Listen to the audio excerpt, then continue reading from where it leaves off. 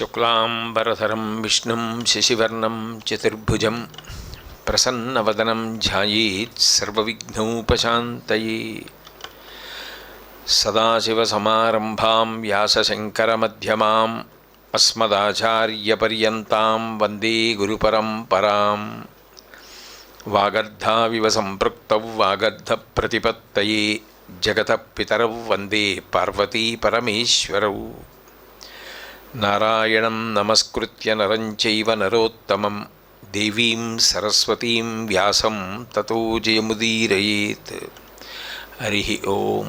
పరమేశ్వర స్వరూపైన సభకి నమస్కారం. వాగ్గేయకారత్రయము అని పిలుస్తాం. త్యాగరాజస్వామి, ముత్తుస్వామి దీక్షితారు వారు, శ్యామశాస్త్రి గారు, వీళ్ళని వాగ్గేయకారత్రయము అంటారు.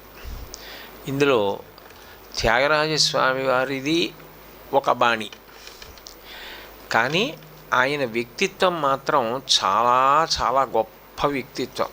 నిజానికి త్యాగరాజస్వామి వారి కీర్తనలు సద్గురు స్థాయిలో ప్రబోధం చేసినవి చదువుకున్నప్పుడు విన్నప్పుడు ఎన్ని విషయాలు నేర్చుకోవచ్చో, త్యాగరాజస్వామి వారి యొక్క జీవితాన్ని పరిశీలించినప్పుడు కూడా అన్ని విషయాలు నేర్చుకోవచ్చు.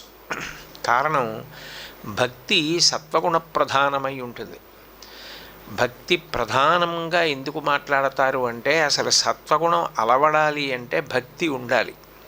భక్తి ఆర్ద్రతనిస్తుంది. ఆర్ద్రత అంటే తడి, మెత్తతనం, ఇతరుల్ని క్షమించగలిగినటువంటి లక్షణం. ఔదార్యం, తప్పు ఎవరు చెయ్యరు, ఎవరైనా తప్పు చేస్తారు అని మన్నించి ప్రేమతో ఉండగలిగినటువంటి లక్షణం. భక్తి పండలేదు, భక్తి సక్రమంగా లేదని గుర్తు ఏమిటంటే, మనసు చాలా కాఠిన్యంతో ఉండడం. ఆ పగకి, ఆ కక్షకి, ఆ కోపానికి అర్థమేమి ఉండదు. ఇంకా అంత కఠినంగా ఉంటుంది మనసు. అట్లా కాకుండా ఒక దోషం జరిగినప్పుడు కించిత్ కోపం రావచ్చు, కానీ ఆ కోపాన్ని విస్మరించి వదిలిపెట్టేసి పరమప్రేమతో ప్రవర్తించగలిగిన లక్షణం ఇతరులకు చేతకానితనంగా కనిపించవచ్చేమో, కానీ అలా ప్రవర్తించిన వ్యక్తికి మాత్రం మహదైశ్వర్యం. ఆ క్షమించగలిగిన గుణం, ఆ ఔదార్యం, ఆ మెత్తదనం దేనిలోంచి వస్తాయి అంటే భక్తి వలననే వస్తాయి. మీరు ఏ వస్తువునైనా తీసుకెళ్ళి నీళ్లలో చాలా కాలం వదిలేశారనుకోండి, కనీసం అది జారిపోయేటంత నాచైనా పట్టేస్తుంది, మెత్తబడిపోతుంది, కరిగిపోతుంది.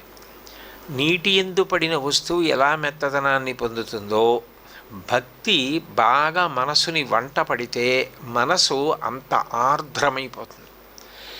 చిన్న కష్టానికి కూడా విచలితం అవుతుంది. అది ఎప్పుడూ ఇతరులు సంతోషంగా ఉండాలని కోరగలదు తప్ప ఇతరులు కష్టపడడాన్ని అంగీకరించలేదు.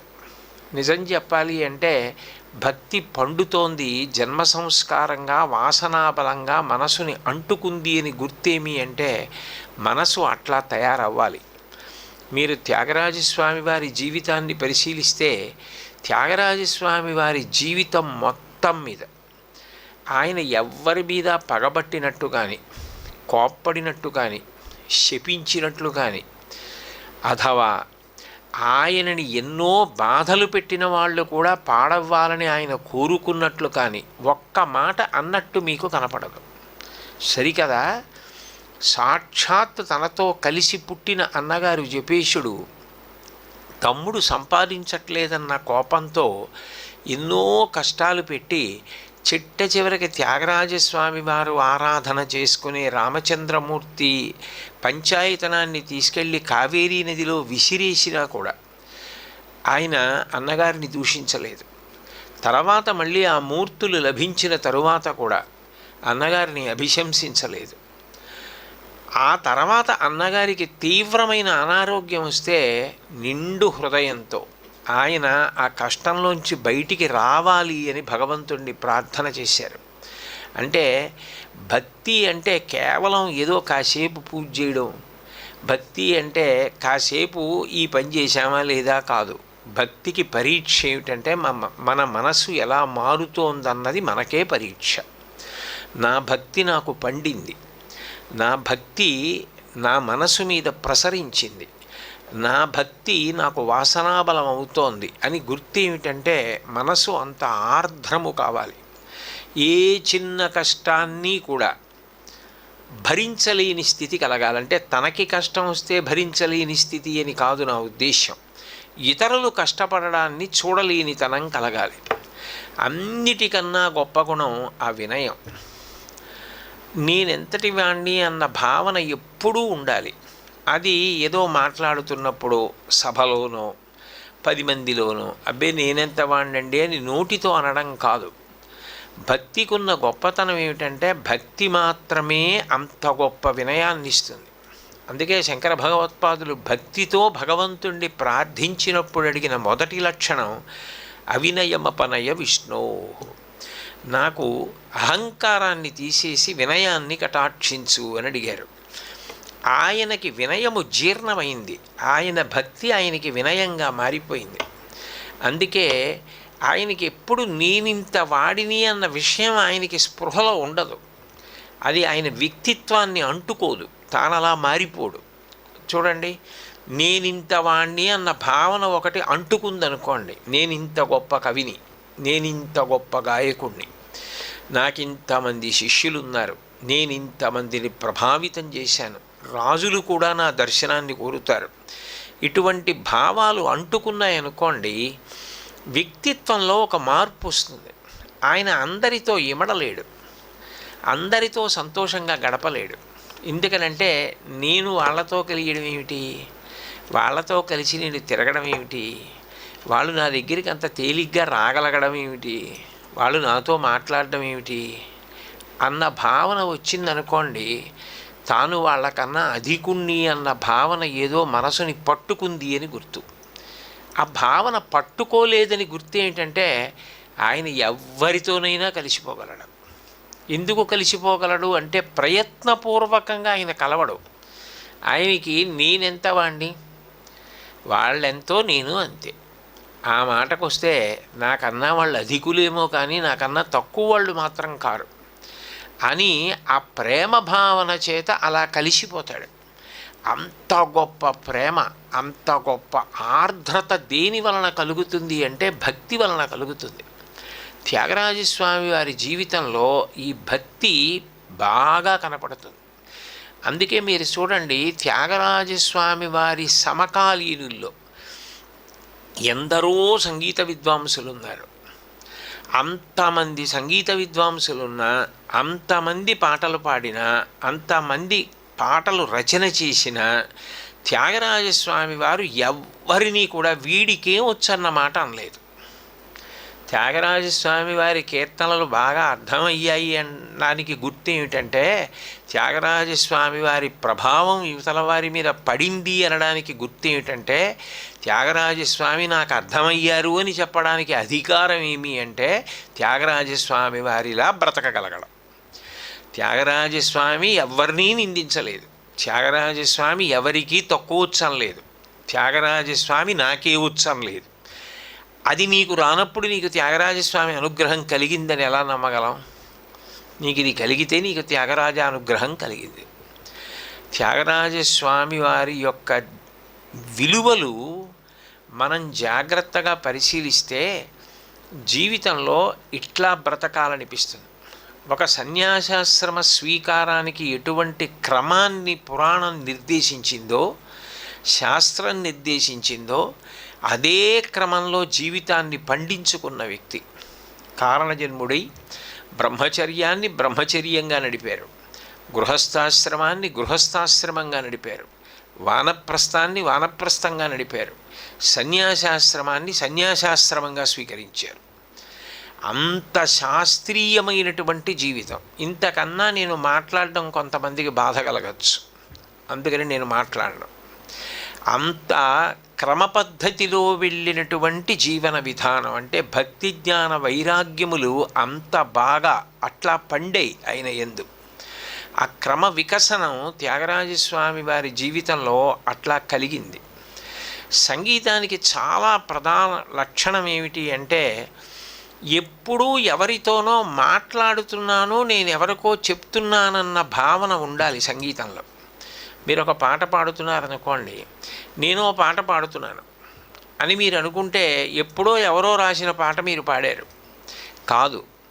పాట భావం మీకు జీర్ణమైతే పాట భావమునందు ఏది ప్రతిపాదింపబడినదో అది మీరు కావాలి. కృష్ణం కలయ సఖి సుందరం అన్నారనుకోండి, ఓ సఖి చూడు కృష్ణుణ్ణి, అప్పుడు మీరు ఒక సఖితో మాట్లాడుతున్నట్టుగా మారిపోవాలి. అట్లాంటి కృష్ణుడు ఇట్లా కనపడుతున్నాడు, సదా బాలకృష్ణం కలయ సఖి సుందరం. ఎంత సంతోషమో ఉండాలి. ఆ భావము ప్రకటన చేసేటప్పుడు ఆ ఉండవలసినటువంటి భావ వ్యక్తీకరణ ఎటువంటి రసంతో కూడుకుని ఉండాలో అది ఎప్పుడు జరుగుతుంది అంటే, సంగీతానికి ఉండవలసిన ప్రధాన లక్షణం అర్థమైతేనే. త్యాగరాజస్వామి వారి కీర్తనలలో ఈ భావన మీకు పుష్టిగా కనపడుతుంది. ఎంత మాట్లాడతారు అంటే, ఒక్కొక్కసారి ఆయన తన మనసుతో తాను మాట్లాడుకుంటారు. ఓ మనసా అంటూ దానికి ఎంత నచ్చ చెప్తారు. ఎందుకంటే మన ఏవ మనుష్యాణం కారణం బంధమోక్షయో, ఆ మనసు చేతనే మనిషి బంధింపబడతాడు, ఆ మనసు చేతనే ఉద్ధరింపబడతాడు. అందుకనే ఆ మనసుకి అనునయంతో బోధ చేస్తున్నట్టుగా ఎన్ని అద్భుతమైన కీర్తనలు చేస్తారు. శాస్త్రంలో వినీతుడు వినేయుడు అని రెండు మాటలు. అంటే గురు శిష్యుల్ని ఆ పేర్లతో పిలుస్తారు.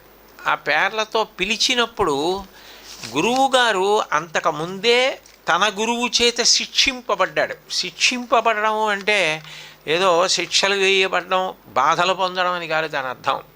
శిక్షింపబడుట అన్న మాటకు అర్థం ఏమిటి అంటే, తేలికగా అర్థం అవ్వాలి అంటే చెక్కబడడం. ఒక శిలని తీసుకొచ్చి శిల్పంగా తయారు చేయాలి అంటే దానిలో అక్కరలేని ముక్కలు తీసుకుంటూ వెళ్ళిపోతే అందులోంచి శిల్పం వస్తుంది. అన్ని ఉలిదెబ్బలు తింటే తప్ప శిల్పం శిలలోంచి రాదు. అట్లా గురువుగారు చెప్పినటువంటి మాటల చేత మనసు శిక్షింపబడి పరిపూర్ణమైన వ్యక్తిత్వముతో కూడుకున్న మనిషిగా తయారు కావడం శిక్షింపబడడం అంటారు. అలా శిక్షింపబడిన శిష్యుణ్ణి వినీతుడు అని పిలుస్తారు. వినేయుడు అంటే అప్పటికే తాను శిక్షింపబడ్డాడు కాబట్టి తన గురువుల వలన గురువుగారు ఆ వినయాన్ని ఎప్పుడూ పొంది ఉంటాడు.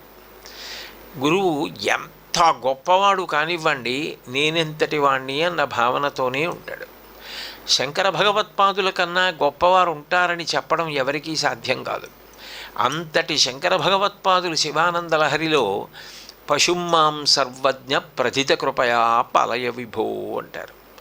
శివ, నేను పశువుని, నువ్వు పశుపతివి, కాబట్టి నాకేం తెలుసు నన్ను నేను ఉద్ధరించుకోవడానికి, నువ్వు నన్ను ఉద్ధరించంటారు. అంతటి జగద్గురువు అంత తక్కువ స్థాయికి వచ్చేసి మాట్లాడారు అంటే అది వినయం. నిజంగా శంకరాచార్యులు వారు ఆ స్థితిలో ఉన్నారా? కాదు. కానీ మాట్లాడేటప్పుడు కానీ ప్రవర్తించేటప్పుడు కానీ ఆ వినయంతో ఉండగలగడం ఏదుందో అటువంటి స్థితి పూర్వాచార్యుల వలన, అంటే అంతకు ముందున్న గురువుల చేత శిక్షింపబడిన కారణం చేత గురువుగారికి వచ్చింది. అందుకని గురువుగారిని వినేయుడు అని పిలుస్తారు. వినేయుడు శిష్యుని యందు చూసే ప్రథమ లక్షణం ఏమిటంటే వినయం. వీడికి ఆ వినయం వచ్చిందా? వినయం వస్తే మీరు అందరినీ ప్రోత్సహిస్తారు. ఎవరి యందు ఏ చిన్న గుణం ఉండనివ్వండి, మీరు ఆ గుణము చేత ఎంతో సంతోషపడిపోతారు. గుణప్రధానముగా సంతోషించి గుణప్రధానముగా సంతోషము కారణంగా మీ మనసుకి బాధ కలిగే ఎన్నింటినైనా క్షమించగలిగిన ఔదార్యము అంకురిస్తుంది. అది భక్తి యొక్క పరిణామం. అందుకే త్యాగరాజస్వామి వారి గొప్పతనం ఏమిటంటే, అంతమంది శిష్యులు ఆయన దగ్గర నేర్చుకున్నారు. 24,000 కీర్తనలు ఇచ్చారు. ఒకటి కాదు, రెండు కాదు, అన్ని రాగాలు, అంత భావపరిపుష్టి కలిగినటువంటివి. సాక్షాత్ శ్రీరామచంద్రమూర్తి యొక్క దర్శనాన్ని పొందారు. చిట్ట చివరికి అందరూ చూస్తుండగా మోక్షాన్ని పొందారు. ఇంత సాధించిన వ్యక్తి జీవితంలో ఆయన అహంకారంతో ఇలా ప్రవర్తించి ఉండకుండా ఉంటే ఇంకా తొందరగా ఆయనకు అనుగ్రహం కలిగేదని చెప్పగలిగిన సంఘటన ఒక్కటి ఉండదు. జీవితాన్ని అలా గడపడం ఎంత గొప్ప. నువ్వు ఎన్ని తిన్నావన్నది ఎవడకు కావాలి, ఎన్ని ఇళ్ళు కట్టావన్నది ఎవడకు కావాలి, ఎన్ని పొలాలు కొన్నావన్నది ఎవడకు కావాలి, ఎంత సంపాదించావన్నది ఎవడకు కావాలి. ఇవన్నీ చాలామంది చేశారు. కారే రాజులు రాజ్యములు గెలువరే గర్వోన్నతిం పొందరే వారీరి సిరి మూట కట్టుకొని పోవంజాలిరే భూమిపై పేరైనన్ గలదే సిబి ప్రముఖులున్ ప్రీతిన్ యశక్కాములై ఈరే కోర్కెలు వరలం తలపరే ఈ కాలమున్ భార్గవ. నీ మనసు ఆర్ద్రమవుతోందా? అది పరీక్ష. అంత వినయం. అన్నిటికన్నా త్యాగరాజస్వామి వారిలో ఉన్న గొప్పతనం నిస్వార్థ బుద్ధి. ఆయనకి నాకు ఇది కావాలన్న కోరిక మనసులో నిజంగా లేదు, ఎప్పుడూ లేదు. ఎప్పుడూ లేదు కాబట్టే ఆయన నాకు ఇది లేదన్న భావన ఎప్పుడూ పొందలేదు. నాకు ఇది లేదన్న భావనతో బ్రతికారు. ఆయన ఎప్పుడూ నరుల్ని కానీ రాజుల్ని కానీ పరిపాలకుల్ని కానీ స్తుతించకుండా కేవలం పరమేశ్వరుణ్ణి మాత్రమే స్తుతించి నిధి చాలా సుఖమా, రాముని సన్నిధి చాలా సుఖమా అని అనగలిగారు అంటే ఎంత నిస్వార్థంగా. మనిషికి మనసుకి కామము క్రోధము ఈ రెండు తగలకుండా చూసుకున్నారు. కామక్రోధములు తగలకపోవడమే శాంతం. అందుకే శాంతము లేక సౌఖ్యము లేదు అన్నారు. ఇన్ని గొప్ప గుణాలు ఒక వ్యక్తిలో కేంద్రీకరింపబడడం చాలా చాలా గొప్ప విషయం. ఆయన లాంటి శిష్యుడు లేడు, ఆయన లాంటి గురువు లేడు. స్వామి హనుమ ఎంత గొప్పవారో అట్లా త్యాగరాజస్వామి వారిలో కూడా భిన్న భిన్నమైన లక్షణాలు ప్రకాశించాయి. గురువుల దగ్గర ఉన్నప్పుడు ఆయన అంత వినయంతో ఉంటారు. సమాజంలో 10 మంది దగ్గర ఉన్నప్పుడు అంతే వినయంతో ఉంటారు. అంతేకాని 24 గంటలు నాకే ఏదో వచ్చు, మిగిలిన వాళ్ళందరికీ ఏదో రాదని తప్పులు పట్టడం త్యాగరాజస్వామి వారి ఎందుకు కనపడదు. త్యాగరాజస్వామి వారి కీర్తనలు పాడుకోవడం వల్ల త్యాగరాజస్వామి వారి భావనలు జీర్ణము అవడం వల్ల రావలసినది ఏది అంటే ఆ వినయము రావాలి, ఆ భక్తి రావాలి, ఆ ఆర్ద్రత రావాలి, ఆ రామభక్తి రావాలి అంటారు. మీరు ఎవరిని ఉపాసన చేస్తున్నారో ఆ ఉపాసన పండుతోందని గుర్తేమి అంటే మీ ఉపాస్య దైవము యొక్క లక్షణము మీకు రావాలి. రాముడు ముందు పలకరిస్తాడు, ఎవరు కనపడనివ్వండి ముందు పలకరిస్తాడు. పూర్వభాషీచరాఢవ. మీరు త్యాగరాజస్వామి వారి జీవితం పరిశీలించండి, అవే లక్షణాలు. అంత నిత్యతృప్తి, చిట్ట చివరికి మధుకరం చేసుకొని దానితోటే పరమ సంతోషంగా జీవితాన్ని గడిపేశారు. తప్ప ఇది లేదు అన్న భావన ఆయనకి ఎప్పుడూ లేదు. ఆయన అవసరాలేవో అవి భగవంతుడు చూసుకున్నాడు. బాబోయ్ ఈయనకి అవసరం ఉంది కదా, నేను చూడకపోతే ఎలా అని ఆయనే చూసుకున్నాడు ఎవరో ఒకరి రూపంలో. తప్ప ఆయన తన అవసరాల గురించి వెంపర్లాడింది, కింద మీద అయిపోయింది ఎప్పుడూ లేదు. ఆ భగవద్భక్తి ఆయనకి అంత ప్రీతి, అంత ప్రాణం, ఎప్పుడూ భగవత్ సంబంధమైన ఆలోచనలే. అటువంటి త్యాగరాజస్వామి 24,000 కీర్తనలు ఇచ్చినప్పటికీ అందులో రాగం, తానం, పల్లవి ఈ 3 కూడా గానమునకు ఆనుకూల్యతను ప్రతిపాదిస్తాయి. ఇవి పుష్కళమనుకోండి. అప్పుడు మీరు ఆ కీర్తనని ఎంత బాగా మీకున్న విద్య ద్వారా పాడగలరో అంత బాగా పాడడానికి అవకాశం ఉంటుంది. అట్లా 5 కీర్తనలు ఇచ్చారు ఆయన. అంటే ఆయన ఇచ్చిన కీర్తనలు అన్నీ గొప్పవి. కానీ ఘనరాగ పంచరత్న కీర్తనలు అని పిలుస్తారు.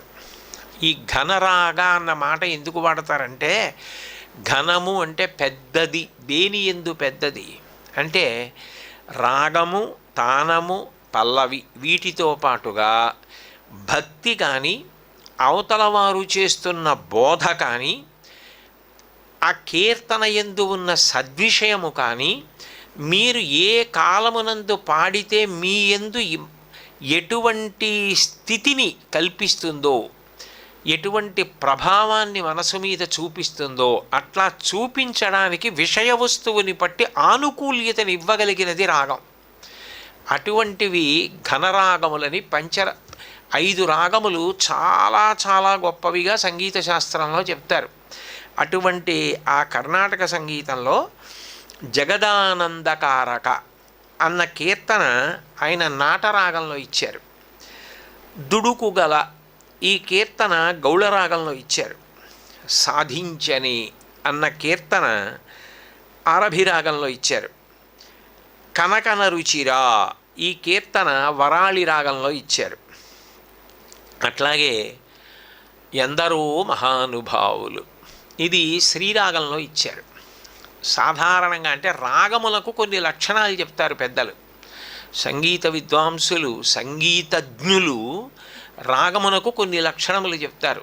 శ్రీరాగము, శ్రీ అంటేనే శుభం, శోభనం, మంగళప్రదత్వం, ఇవన్నీ కలిపితే శ్రీరాగములో ఎందుకు ఇచ్చారు అంటే దాని యందు ప్రతిపాదింపబడినటువంటి విషయము అంత గొప్పది. అది మీ మనసులోకి ఎంత లోపలికి వెడుతూ ఉంటుందో మిమ్మల్ని అంత పైకి ఎత్తుతూ ఉంటుంది. అంటే భగవంతుడికి అంత దగ్గరగా చేరుస్తుంది. మీ యందు అన్ని సద్గుణములు కలగడానికి అది కారణమవుతుంది. అందుకని సాధారణంగా శ్రీరాగాన్ని సాయంకాలం వేళ పాడతారు అని చెప్తారు. ఎందుకనంటే అది మనసుకి అంత గొప్ప ప్రభావాన్ని చూపిస్తుంది అని. ఇందులో మళ్ళీ ఒక్కొక్క రాగం గురించి కొన్ని విశేషాలు కూడా ఉన్నాయి. ఈ వరాళి రాగం గురువు శిష్యుడికి నేర్పరు కొన్ని చోట్ల. ఎందుకని అంటే అలా వరాళి రాగాన్ని కానీ నేర్పితే గురు శిష్య సంబంధం తెగిపోతుంది అంటారు. అది ఎంతవరకు నిజమన్నది తెలియదు. వరాళి రాగం గురువులు శిష్యులకి నేర్పిన సందర్భాలు కూడా ఉన్నాయి. ఎందుకనంటే ఈ ఘనరాగ పంచరత్నముల ఎందే కాదు, అనేక కీర్తనలు వరాళి రాగంలో ఉన్నాయి. అందుకని గురువులు శిష్యులకి నేర్పిన సందర్భాలు ఉన్నాయి. అట్లాగని వదంతి లేకపోలేదు అని చెప్పడం కూడా కష్టం. వరాళి నేర్పకుండా ఇది మాత్రం నువ్వు విని నేర్చుకో అని వదిలిపెట్టేస్తూ ఉంటారు. అందుకే ఈ 4వ కీర్తన అయినటువంటి కనకన రుచిరా అన్నది వరాళి రాగంలో ఉంది కాబట్టి నువ్వే నేర్చుకో అంటుంటారు చాలామంది. శాంతి, భక్తి, లోతైన భావాలు ఈ 3 కలగలిసి ఉండాలి అని అనుకున్నప్పుడు ఘనరాగములలో ఒకటి తీసుకుంటారు. శ్రీరాగంలో ఒక కీర్తన చేశారు. ఇది ఎంత గొప్ప కీర్తన అంటే నాకు తెలిసినంత వరకు యావత్ ప్రపంచంలో కోటానుకోట్ల పర్యాయములు పాడబడిన ఒక కీర్తన ఏది అని అడిగితే బహుశः అది ఎందరో మహానుభావులు అయి ఉంటుంది.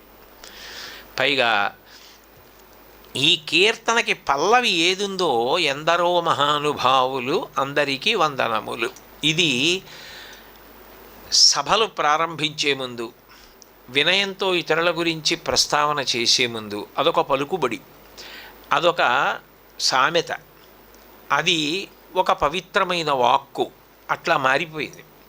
కీర్తనగా కూడా కాదు, ఎందరో మహానుభావులు అందరికీ వందనములు అంటుంటారు. అది త్యాగరాజస్వామి వారి ఎత్తుగడ ఈ కీర్తనకి. ఇందులో అద్భుతమైనటువంటి విషయాన్ని త్యాగరాజస్వామి వారు ప్రతిపాదించారు.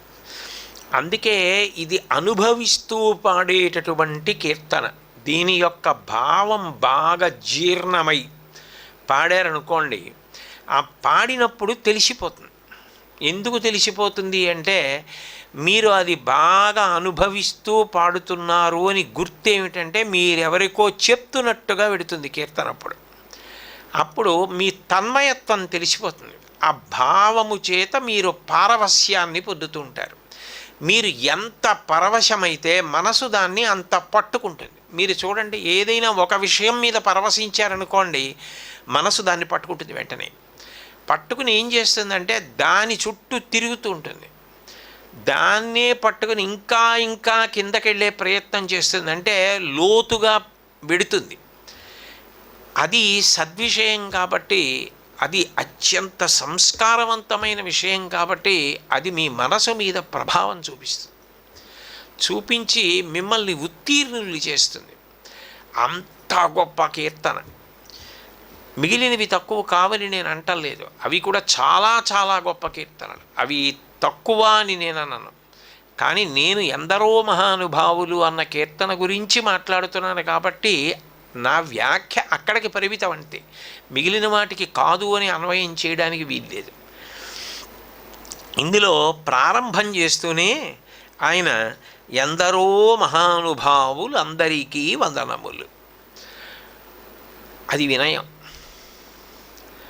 నేనే గొప్పవాణ్ణి, నాకన్నా గొప్పవాడెవరు లేడు అని మొదలు పెట్టలేదు త్యాగరాజస్వామి. ఎందరో మహానుభావులు, నిజంగా చెప్పాలంటే ఆయన కాలంలో ఆయనకన్నా గొప్పవాడు ఎవరూ లేరు. ఎందరో విద్వాంసులు కూడా త్యాగరాజస్వామి వారి దర్శనం చేయాలని ఆయన ఇంటికి వస్తుండేవారు. ఆయన అట్లా వచ్చిన విద్వాంసుల దగ్గర పాడుతూ ఎందరో మహానుభావులు అందరికీ వందనములు. ఎంతమంది అయ్యా మహానుభావులు, గొప్ప అనుభవం కలిగిన వారు, మహాత్ములు, గొప్ప స్థాయికి వెళ్ళినవారు, వాళ్ళందరికీ నేను చెయ్యగలిగినది ఇది అంటే వందనం. వందనం అంటే నమస్కారం. నమస్కారం అంటే ఈ రెండు చేతులు దీనికి కలుపుతారు, కలిపి ఇలా. దాని అర్థం ఏమిటంటే ఈ తలలో ఎన్ని రాకూడని భావనలు వచ్చాయో అవన్నీ చేతులతో చేశాను. నన్ను ఎత్తగలిగిన వారు వారు, వారికన్నా కిందున్నవాణ్ణి నేను. ఎంత వినయం అసలు! అది వందనం, అది నమస్కారం. వారి ఔన్నత్యాన్ని అంగీకరించారని గుర్తు ఏమిటంటే అది భంగిమ. వారి ఔన్నత్యాన్ని గుర్తించారు మీరు అంటే వందనం అన్న మాట వెంటనే పడుతుంది. కాబట్టి ఎందరో మహానుభావులు అందరికీ వందనములు. అంతమంది ఉన్నారు. ఎవరా మహానుభావులు అంటారేమోనని ఆయన అనుపల్లవిలో చెప్తున్నారు. చందురు వర్ణుని అందచందమును హృదయారవిందమున చూచి బ్రహ్మానందమనుభవించు వారెందరో మహానుభావులు అందరికీ వందనములు. అందరికన్నా గొప్పవాళ్ళుగా ఆయన ప్రతిపాదిస్తున్నది ఎవరినంటే చందురు వర్ణుని అందచందమును హృదయారవిందమున చూచి. చందురు వర్ణమును అంటే చంద్రుని యొక్క కాంతి. పై దీక్షితారు వారని ఒక మహానుభావుడు, ఆయన మన మనసుని పెట్టడం చాలా కష్టం. మన మనసుని పెట్టడము అంటే మనం కుదురుగా నిలకడగా కదలిక లేకుండా మనం ఏ విషయాన్ని ధ్యానం చేస్తున్నామో దాని యందే నిలబెట్టి ఉంచడం చాలా చాలా కష్టం. అట్లా మన ప్రయత్నం అక్కర్లేకుండా మన మనసుని ఆకర్షించి లాగేయగలిగినటువంటి శక్తి కలిగినవి కొన్ని ఉన్నాయి. వాటిని ఆయన ప్రతిపాదించారు. అందులో మొట్టమొదటిది చంద్రబింబం. చంద్రబింబం ప్రతి వారిని లాగుతుంది, ఆకర్షిస్తుంది. 2 సముద్రం, 3 తామర తండం అంటే తామర పువ్వులతో నిండుగా ఉన్నటువంటి కొలను, 4 వీణానాదం. ఇలా ఆయన కొన్నిటిని నిర్ణయం చేసి వీటి యందు నువ్వు మనసు పెట్టక్కర్లేదు, కానీ అదే నిన్ను లాగేస్తుంది. రామచంద్రమూర్తి నలుపు కదా, చంద్రుడు తెల్లగా ఉంటాడు. ఇలాంటి అర్థం లేని అన్వయాలు ఉండవు. ఎందుకనంటే అట్లా అయితే పోతన గారు రామచంద్రమూర్తి దర్శనమైనప్పుడు రాముణ్ణి వర్ణించారు. ఆయన చంద్రగ్రహణం నాడు స్నానం చేసి జపం చేసుకోవడానికి గోదావరి ఒడ్డుకు వెళ్ళారు. పోతన గారు పరమశైవుడైనటువంటి పోతన గారు గోదావరి స్నానం చేసి జపం చేసుకుందామని వెళ్ళి గౌతమీ గంగ ఒడ్డున కూర్చున్నారు. ఆయనకు ఒక దర్శనం అయింది. ఆ దర్శనంలో ఆయన ఒక మాట చెప్పారు. చంద్రమండల సుధాసారంబు కైవడి ముఖమున చిరునవ్వు మొలచువాడు అన్నారు. చంద్రమండలంలోంచి వచ్చేటటువంటి అమృతం ఎలా ఉంటుందో అట్లాంటి చిరునవ్వు ఉన్నవాడొకడు నాకు కనబడ్డాడన్నారు. ఆయన ఎవరో కాదు, రామచంద్రమూర్తి. చంద్రుని యొక్క కాంతి ఎంత ఆకర్షణీయంగా ఉంటుందో అంత ఆకర్షణీయమైన ముఖం ఉన్నవాడు రామచంద్రమూర్తికి. రామాయణంలో చెప్పబడిన గొప్పతనం ఏమిటంటే రాముణ్ణి చూస్తే మనుష్యులు కాదు స్పందించేది, చెట్లు, పక్షులు, పర్వతాలు, నదులు కూడా స్పందిస్తాయి. ఆయన అందం, ఆయన సౌశీల్యం, ఆయన ధర్మం అటువంటివి. రాముడు నడిచి వెళ్ళిపోతుంటే ఋతువు కాని ఋతువులో చెట్టు పువ్వులు పూస్తుంది, కాయలు కాస్తుంది. ఋతువు కాని ఋతువులో రాముడు వెడుతుంటే అప్పుడు పాడని పక్షులు పాడతాయి. అంటే రామ కమలపత్రాక్ష సర్వసత్వ మనోహర రూపదాక్షిణ్య సంపన్న ప్రసూత జనకాత్మజే అంటారు సుందరకాండలో. రామ కమలపత్రాక్ష, పద్మాల రేకులు ఎలా ఉంటాయో అట్లాంటి కళ్ళు. సర్వసత్వ మనోహర, మనుష్యులు కాదు సమస్త భూతములు రాముణ్ణి ప్రేమిస్తాయి. అలా ఎందుకు ప్రేమిస్తాయంటే యువతల వారిలో అంత ప్రేమించగలిగిన గుణం అంతర్లీనంగా ఉందనుకోండి, ఆయన్ని కూడా అంతమంది ప్రేమిస్తారు. అంతమంది ప్రేమించే స్థితి ఎందుకు వస్తుంది అంటే అంతమందిని ప్రేమించే గుణం ఆయన యందు ఉందని గుర్తు. ఆయన ఎందది లేకుండా అందరు ఆయన్ని ప్రేమించరు. ఎలా వస్తుంది ఐశ్వర్యం రమ్మంటే? నీ మనసుని బట్టి వస్తుంది. కాబట్టి అది చంద్రమండలం యొక్క గొప్పతనం, అది ఆకర్షణ, రాముడి ఆకర్షణ అది. అలా లాగగలడు రాముడు. సర్వసత్వ మనోహర రూపదాక్షిణ్య సంపన్న, రూపము చేత ఆకర్షణ, దాక్షిణ్యము ఆయన దయచేత అటువంటి ఆకర్షణ. ఆయన మనసు గొప్పది, బాహ్యంలో రూపము గొప్పది, రెండూ గొప్పవి. అందుకని చంద్రువర్ణుని అందచందమును అట్లా ఉండేటటువంటి రాముణ్ణి అన్నది అంతర్లీనమైన ప్రతిపాదన. అందచందమును హృదయారవిందమున చూచి కళ్ళు మూసుకుంటే మనసనబడేటటువంటి తామర పువ్వులో ఆ రాముని యొక్క అందచందాలు తల దగ్గర నుంచి పాదాల వరకు, అంగపూజ అంటాం కదా, పాదౌ పూజయామి, గుల్భౌ పూజయామి, జానుని పూజయామి, ఊరుం పూజయామి, కటిం పూజయామి, నాభిం పూజయామి, ఉదరం పూజయామి, వక్షస్థలం పూజయామి, స్కందౌ పూజయామి, బాహూన్ పూజయామి, కంఠం పూజయామి, ఓష్ఠే పూజయామి, నాసికాం పూజయామి, కపోలాన్ పూజయామి, కర్ణౌ పూజయామి, నేత్రే పూజయామి, లలాటం పూజయామి, శిరః పూజయామి, సర్వాణ్యంగాని పూజయామి. అంటే దాని అర్థం ఏమిటి? నువ్వు అది చెప్తున్నప్పుడు అవన్నీ చూస్తున్నామని.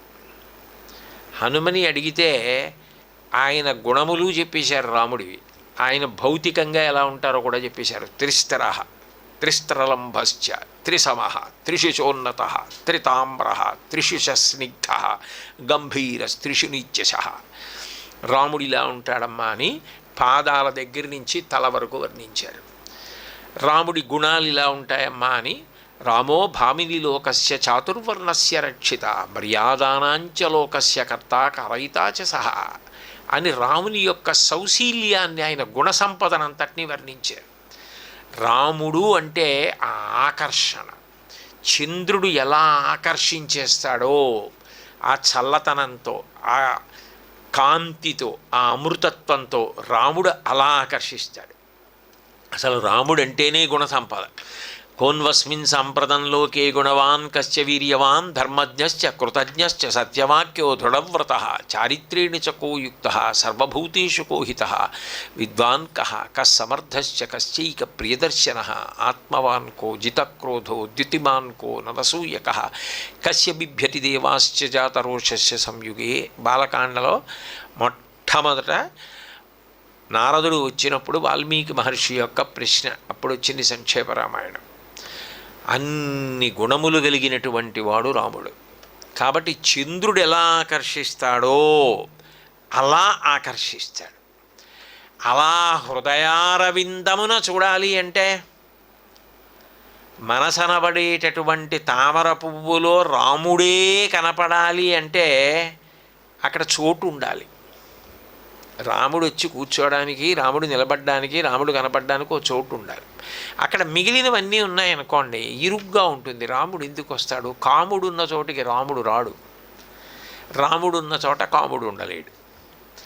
అందుకని హృదయారవిందమున చూడగలగాలి అంటే మిగిలిన వాటి మీద మక్కువ లేదని గుర్తు. ప్రహ్లాదోపాఖ్యానంలో ప్రహ్లాదుడు అంటాడు, మందార మకరంద మాధుర్యమున తేలు మధుపంబుబోవుని మదనములకు నిర్మల మందాకిని వీచికలతూగు రాయంచజనునే తరంగిణులకు లలిత రసాల పల్లవ ఖాదియై చొక్కు కోయిలజనునే కుటచములకు పూర్ణేందు చంద్రికా స్ఫురిత చకోరక మరుగునే సాంద్ర నిహారములకు అంబుజోదర దివ్య పాదారవింద చింతనామృత పాన విశేష మత్త చిత్త మీరీతి ఇతర విషయంబు చేరనేర్చు వినుత గుణశీల మాటలు వేయునేల అంటాడు.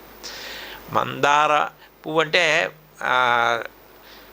అది కల్పవృక్షాలలో ఒకటి మందారం. మందారము, హరిచందనము ఇవన్నీ. ఆ మందార పువ్వులో ఉండేటటువంటి మకరందాన్ని గ్రోలడానికి అలవాటు పడిపోయిన మధుపం, పోనీ మీరు లౌకికంగా చెప్పే మందార పువ్వులో ఉన్న తేనె తాగడానికి అలవాటు పడిపోయినటువంటి తుమ్మెద ఉమ్మెత్త చెట్టు దగ్గరికి వెళ్ళమంటే వెడుతుందా? వెళ్ళదు. దానికి అది ఇష్టం ఉండదు. మందార పువ్వులో తేనె తాగుతుంది. మందార మకరంద మాధుర్యమున తేలు మధుపంబు పోవునే మదనములకు నిర్మల మందాకినీ వీచికలతూగు రాయంచజనునే తరంగిణులకు. ఎక్కడో స్వర్గలోకంలో ప్రవహించేటటువంటి ఆకాశ గంగ మందాకిని యందు ఈదులాడుతూ ఉండేటటువంటి రాజహంస వీధులలో ఉండే మురుకు కాలవ దగ్గరికి వెళ్ళమంటే వెడుతుందా? రాయంచుజనునే తరంగిణులకు లలిత రసాల పల్లవ ఖాదియై చొక్కు కోయిలజనునే కుటజములకు. లేత మామిడి చిగుళ్ళు తిని పాట పాడడానికి అలవాటు పడిన కోయిలని అడవి మల్లె పువ్వు దగ్గరికి వెళ్ళమంటే వెడుతుందా? వెళ్ళదు. అలాగే సాంద్ర నిహారములకు కోయిలజనునే కుటజములకు పూర్ణేందు చంద్రికా స్ఫురిత చకోరక మరుగునే సాంద్ర నిహారములకు. పౌర్ణమి నాటి చంద్రబింబంలోంచి వచ్చేటటువంటి అమృత కిరణములలో ఉన్న అమృతాన్ని త్రాగడానికి అలవాటు పడిపోయిన చకోర పక్షి చంద్రబింబంలోంచి వచ్చినటువంటి వెన్నెల్లాగే ఉంది, నువ్వు పొగమంచు తాగంటే తాగుతుందా? నాన్న, అంబుజోదర దివ్య పాదారవింద చింతనామృత పాన విశేషమత్త చిత్తమీరీతి ఇతర విషయంబు చేరనేర్చు. ఎప్పుడు భగవంతుడి గురించి ఆలోచన చేస్తూ ఆయన ఆలోచనలతో నిండిపోయిన మనసు వలన కలిగినటువంటి స్థితిలో ఆ నారాయణమూర్తి యొక్క పాదములనే సతతము ధ్యానము చేసిన కారణం చేత ఆయన పాదముల నుండి స్రవించినటువంటి అమృతపానము చేసి మత్తెక్కిపోయినటువంటి హృదయము ఇతర విషయ సుఖముల కొరకు వెంపర్లాడుతుందా? ఆడదు. అటువంటి యోగులున్నారే, అట్లా ఎప్పుడూ భగవచ్చింతని, ఎప్పుడూ అదే సంతోషం. యోగరతో వా భోగరతో వా సంగరతో వా సంగవిహీన యస్యద్ బ్రహ్మణి రమతే చిత్తం నందతి నందతి నందచ్చైవ.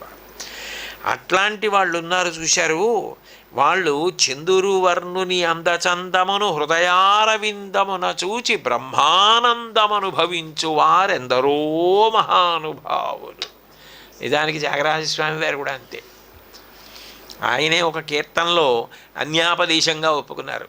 తిన్నగా నిన్ను వెతికి తెలుసుకుంటేనయ్యా అన్నారు. నిన్ను లోపల నేను వెతికి పట్టుకున్నాను, మరుగేలరా ఓ రాఘవ ఎక్కడ దాక్కుంటావు అన్నారు. తెలుసుకోవాలి ఆయన చెప్పారుగా, తిన్నగా వెతికి తెలుసుకుంటేనయ్యా అని. ఇప్పుడు తెలియని వారిలా అంటున్నారు, నాతో కలిపి అనలేదు.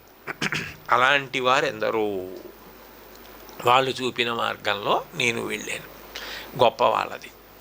అందుకని చందురువర్ణుని అందచందమును హృదయారవిందమున చూచి బ్రహ్మానందమనుభవించు వారెందరో మహానుభావులు. అందరికీ వందనములు, వాళ్ళందరికీ వందనం. ఎంత వినయ సంపద! వాళ్ళ గొప్పవాళ్ళు, మనమా గొప్పవాళ్ళం. ఎప్పుడు హృదయారవిందమునందు భగవద్ధ్యానం చేసి ఆనందపడిపోయా మందార మకరందమును త్రాగి మత్తెక్కి ఎప్పుడూ ఆనందంతో ఉండగలిగిన వాళ్ళది సమున్నత స్థితి. సామగానలోల మనసిజ లావణ్య ధన్య మూర్ధన్యులైన వారెందరో మహానుభావులు. అందరికీ వందనములు. సామగానలోల, రాముడు అంటే నేను రాముడు అని ఎందుకంటున్నానంటే త్యాగరాజస్వామి వారి హృదయాన్ని దృష్టిలో పెట్టుకుని, రాముడు సామగాన లోలుడు. సామ అంటే శాంతి. సామవేదం ఏం చేస్తుంది అంటే శాంతినిస్తుంది. పూర్వం రాజులు తప్పకుండా సామవేదం నేర్చుకునేవారు. ఎందుకంటే ప్రశాంతత లేదనుకోండి సరి అయిన నిర్ణయం చేయలేరు. మనిషి ఉద్వేగంతో, బాధతోటి, కోపంతో, చికాకుతోటి ఉంటే ఏదీ చదవలేడు, ఏ ధ్యానం చేయలేడు, ఏ నిర్ణయం చేయలేడు. మనిషికి ప్రశాంతత ఉందనుకోండి ఏదైనా చేయగలడు. అందుకని దానికి కారణం ఏది అంటే సంగీతం. సంగీతం ఏం చేస్తుంది అంటే శాంతినిస్తుంది. అటువంటి సంగీతం అంటే ఇష్టపడే లక్షణం సామగాన లోల. సామవేదము చేత ప్రతిపాదింపబడిన పరమ పవిత్రమైనటువంటి గానకళయందు లౌల్యమున్నవాడు. రాముడికి ఈ వేదాలు తెలియవు అని అనడానికి అవకాశం లేదు. ఎందుకంటే రామాయణంలోనే రాముడి గురించి చెప్తూ యజుర్వేద వినీతశ్చ వేదవిద్భిः సుపూజిత ధనుర్వేదే చ వేదేషు వేదాంగేషు చ నిష్ఠిత అనో శ్లోకం ఉంది. రాముడు ప్రధానంగా యజుర్వేదం కాబట్టి యజుర్వేదానికి సంబంధించిన వాడు కాబట్టి అనుష్ఠానము ప్రధానం, నిత్యాగ్నిహోత్రీకుడు. అదే సమయంలో ఆయనకి ఇతర వేదములన్నీ తెలుసు, వేదాంగములన్నీ తెలుసు, ధనుర్వేదంతో కలిపి తెలుసు. కాబట్టి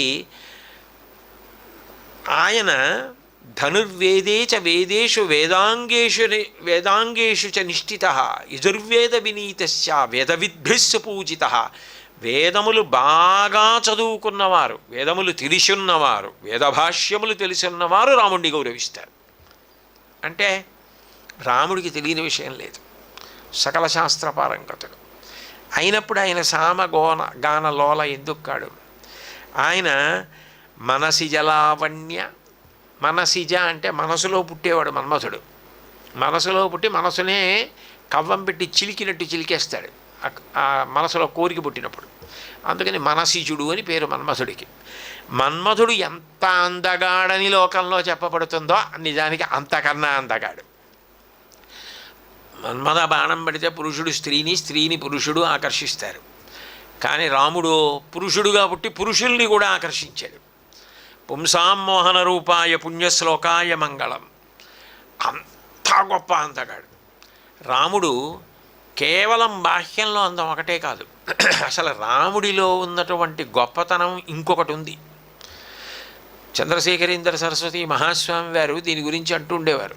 వేదవేద్యే పరే పుంసి జాతే దశరథాత్మజే వేద ప్రాచేతసాదాసీత్ సాక్షాత్ రామాయణాత్మన. వేదము రామాయణంగా వచ్చింది. వేదము చేత ప్రతిపాదింపబడిన పరబ్రహ్మము రామచంద్రమూర్తిగా వచ్చారు. సమస్త వేదసారము రామనామమైంది.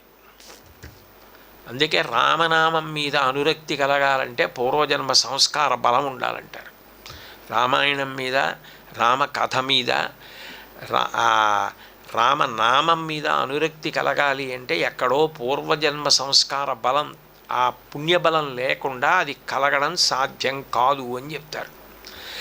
అంత గొప్ప నామం, అంత గొప్ప కథ. రామకథకి మృత సంజీవని అని పేరు. చచ్చిపోయే వాళ్ళని కూడా బ్రతికించగలిగినది ఏది అంటే రామాయణం, ఆది కావ్యం. కాబట్టి అంత గొప్ప నామం, అంత గొప్ప కథ, అంత గొప్ప నామమైనా, అంత గొప్పదని తెలిసున్నా నేను పలుకుతానంటే పలకలేని ఎన్ని మాటలు అంటాను రోజుకి. నేను అనడం కాదు, నువ్వు అనిపించవయ్యా బాబు అన్నారు. హరునకు అవిభీషణునకు అద్రిజకున్ తిరుమంత్రరాజమై కరికి నహల్యకున్ ద్రుపదకన్యకు నార్తి హరించు చుట్టమై బరగిన ఎట్టి నీ పతిత పావన నామము నాదు జిహ్వపై నిరంతరము నటింపచేయుమి కదాశరథి కరుణాపయోనిధి అన్నాడు గోపరాజు గారు. నా చేత నువ్వు పలికించవయా, అది ఎంత గొప్పదైతే నేను పలకనప్పుడు ఉపయోగం ఏముంది? ఏముంది నామమే కదా అన్న భావన నాకు అంకురిస్తే ఏమిటి నేను పొందే ఫలితం? కాబట్టి నువ్వు నా చేత పలికించు, విలువ తెలుసుకుని అనుష్ఠించేటట్టు చెయ్యి అని అడిగాడు. కాబట్టి సామగానలోల మనసిజ లావణ్య, మన్మధుడు ఎంత లావణ్యంతో ఎంత అందంగా ఉంటాడో అంతకన్నా అందగాడు. కందర్పదర్పహర సుందర దివ్యమూర్తే అంటారు కదా, కందర్పుడు అంటే మన్మధుడు, మన్మధుడికి నేను అందగాడినను దర్పం. తండ్రి వెంకటేశ్వర స్వామి వారు వచ్చి నిలబడితే నాన్నగారు సాధారణంగా కొడుకు కన్నా కొంచెం పెద్దవారే కదా, కాబట్టి కొడుకు దృఢంగా బలంగా అందంగా ఉండాలా, నాన్నగారు అందంగా ఉండాలా? నాన్నగారి కన్నా కొడుకే దృఢంగా బలంగా అందంగా ఉండాలి. కానీ నాన్నగారు కొడుకు నిలబడితే వాళ్ళ నాన్నగారే అందంగా ఉన్నారంటే కొడుకు ఏదో మార్పు తెచ్చుకోవాలని గుర్తు. అలా కందర్ప దర్ప హరసుందర దివ్యమూర్తి, మన్మధుడి కన్నా అందగాడు శ్రీ మహావిష్ణువు. అంటే ఒకటి కూడా ఇంకొక వైపు నుంచి చెప్తే ఆయనకి లేని అందం ఈయనకి ఎక్కడి నుంచి వస్తుంది? అసలు తండ్రికి ఉంటే కదా, తండ్రికి ఉంటే కొడుకు వస్తుంది. కాబట్టి తండ్రి అంత గొప్పవాడు కాబట్టి మన్మధుడికి అందం వచ్చింది అనాలి. వచ్చింది అక్కడి నుంచి కాబట్టి ఇక్కడ కన్నా అక్కడ ఎక్కువ ఉంటుంది అనాలి.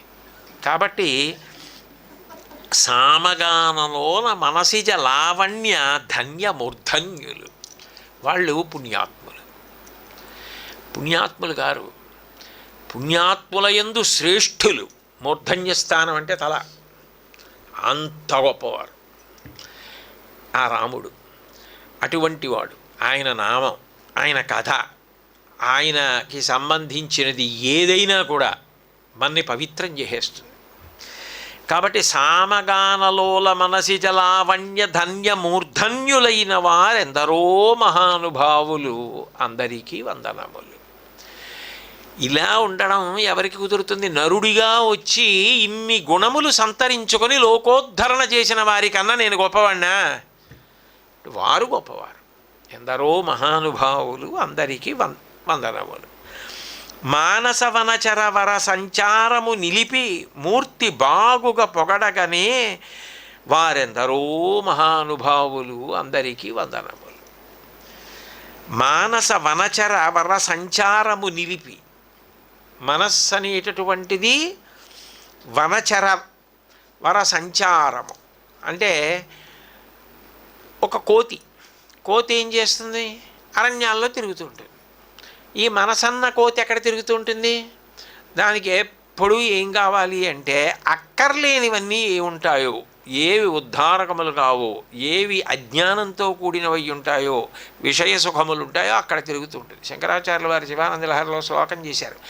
సదా మోహాటవ్యాం చరతి యువతీనాంకుచగిరౌ నటత్యాశా శాఖా స్వటతి జడితి స్వైరమభిత కపాలిన్ బిక్షో మే హృదయకపి వచ్చంత చపలం దృఢా భక్త్యా బద్ధ్వా శివభవదధీనం కురి విభో అన్నారు. శివ, మీరు చేతిలో కపాలం పట్టుకుని భవతి భిక్షాందేహి అని ఆది భిక్షువుగా వెడుతూ ఉంటాడు. ఆది భిక్షువుగా వెళ్ళినప్పుడు ఇంట్లో ఉన్న తల్లి బయటికి రావాలంటే పిల్లల ముందు రావాలి. అమ్మ అమ్మ ఆయన ఎవరో కోతిని పట్టుకొచ్చాడమ్మ రామ్మ రామ్మ అంటే అమ్మ బయటికి వస్తే కాస్త భిక్షం ఇస్తుంది. అందుకని నీకు కోతి బాగా ఉపయోగపడుతుంది, నాకెట్లా ఉపయోగపడుతుంది? ఈ కోతి నా దగ్గర ఉంటే చాలా ఇబ్బందిగా ఉంది. మనసన్న కోతి, ఈ మనసన్న కోతిని ఊచేసుకోవాలని అనుకోండి అంటే ఇచ్చేయగలిగినంత శక్తి నాకుంటే మనసు మీద అధికారం నాకు ఉన్నట్టేగా. అలా అనలేదు శంకరాచార్యులు గారు. భవద అధీనం కురి విభో, నువ్వు దీన్ని తీసుకుపో అన్నారు. ఇచ్చేసే శక్తి మనకుంటే ఇంకే, మనసు మీద అధికారం మనకున్నట్టు. కాబట్టి ఇది ఏం చేస్తుంటుంది అంటే సదా మోహాటవ్యాం, అజ్ఞానం అనే అడవిలో తిరుగుతుంటుంది. సదా మోహాటవ్యాం చరతి యువతీనాం కుచగిరౌ నటత్యాశా శాఖా స్వటతి జడితి స్వైరమభిత. ఆశలన్న కొమ్మలు పట్టుకుని ఊగుతూ దూకుతూ ఉంటుంది. ఈ ఆశ తీరింది ఇంకో ఆశ, ఆశ తీరింది ఇంకో ఆశ, అలా దూకుతూనే ఉంటుంది.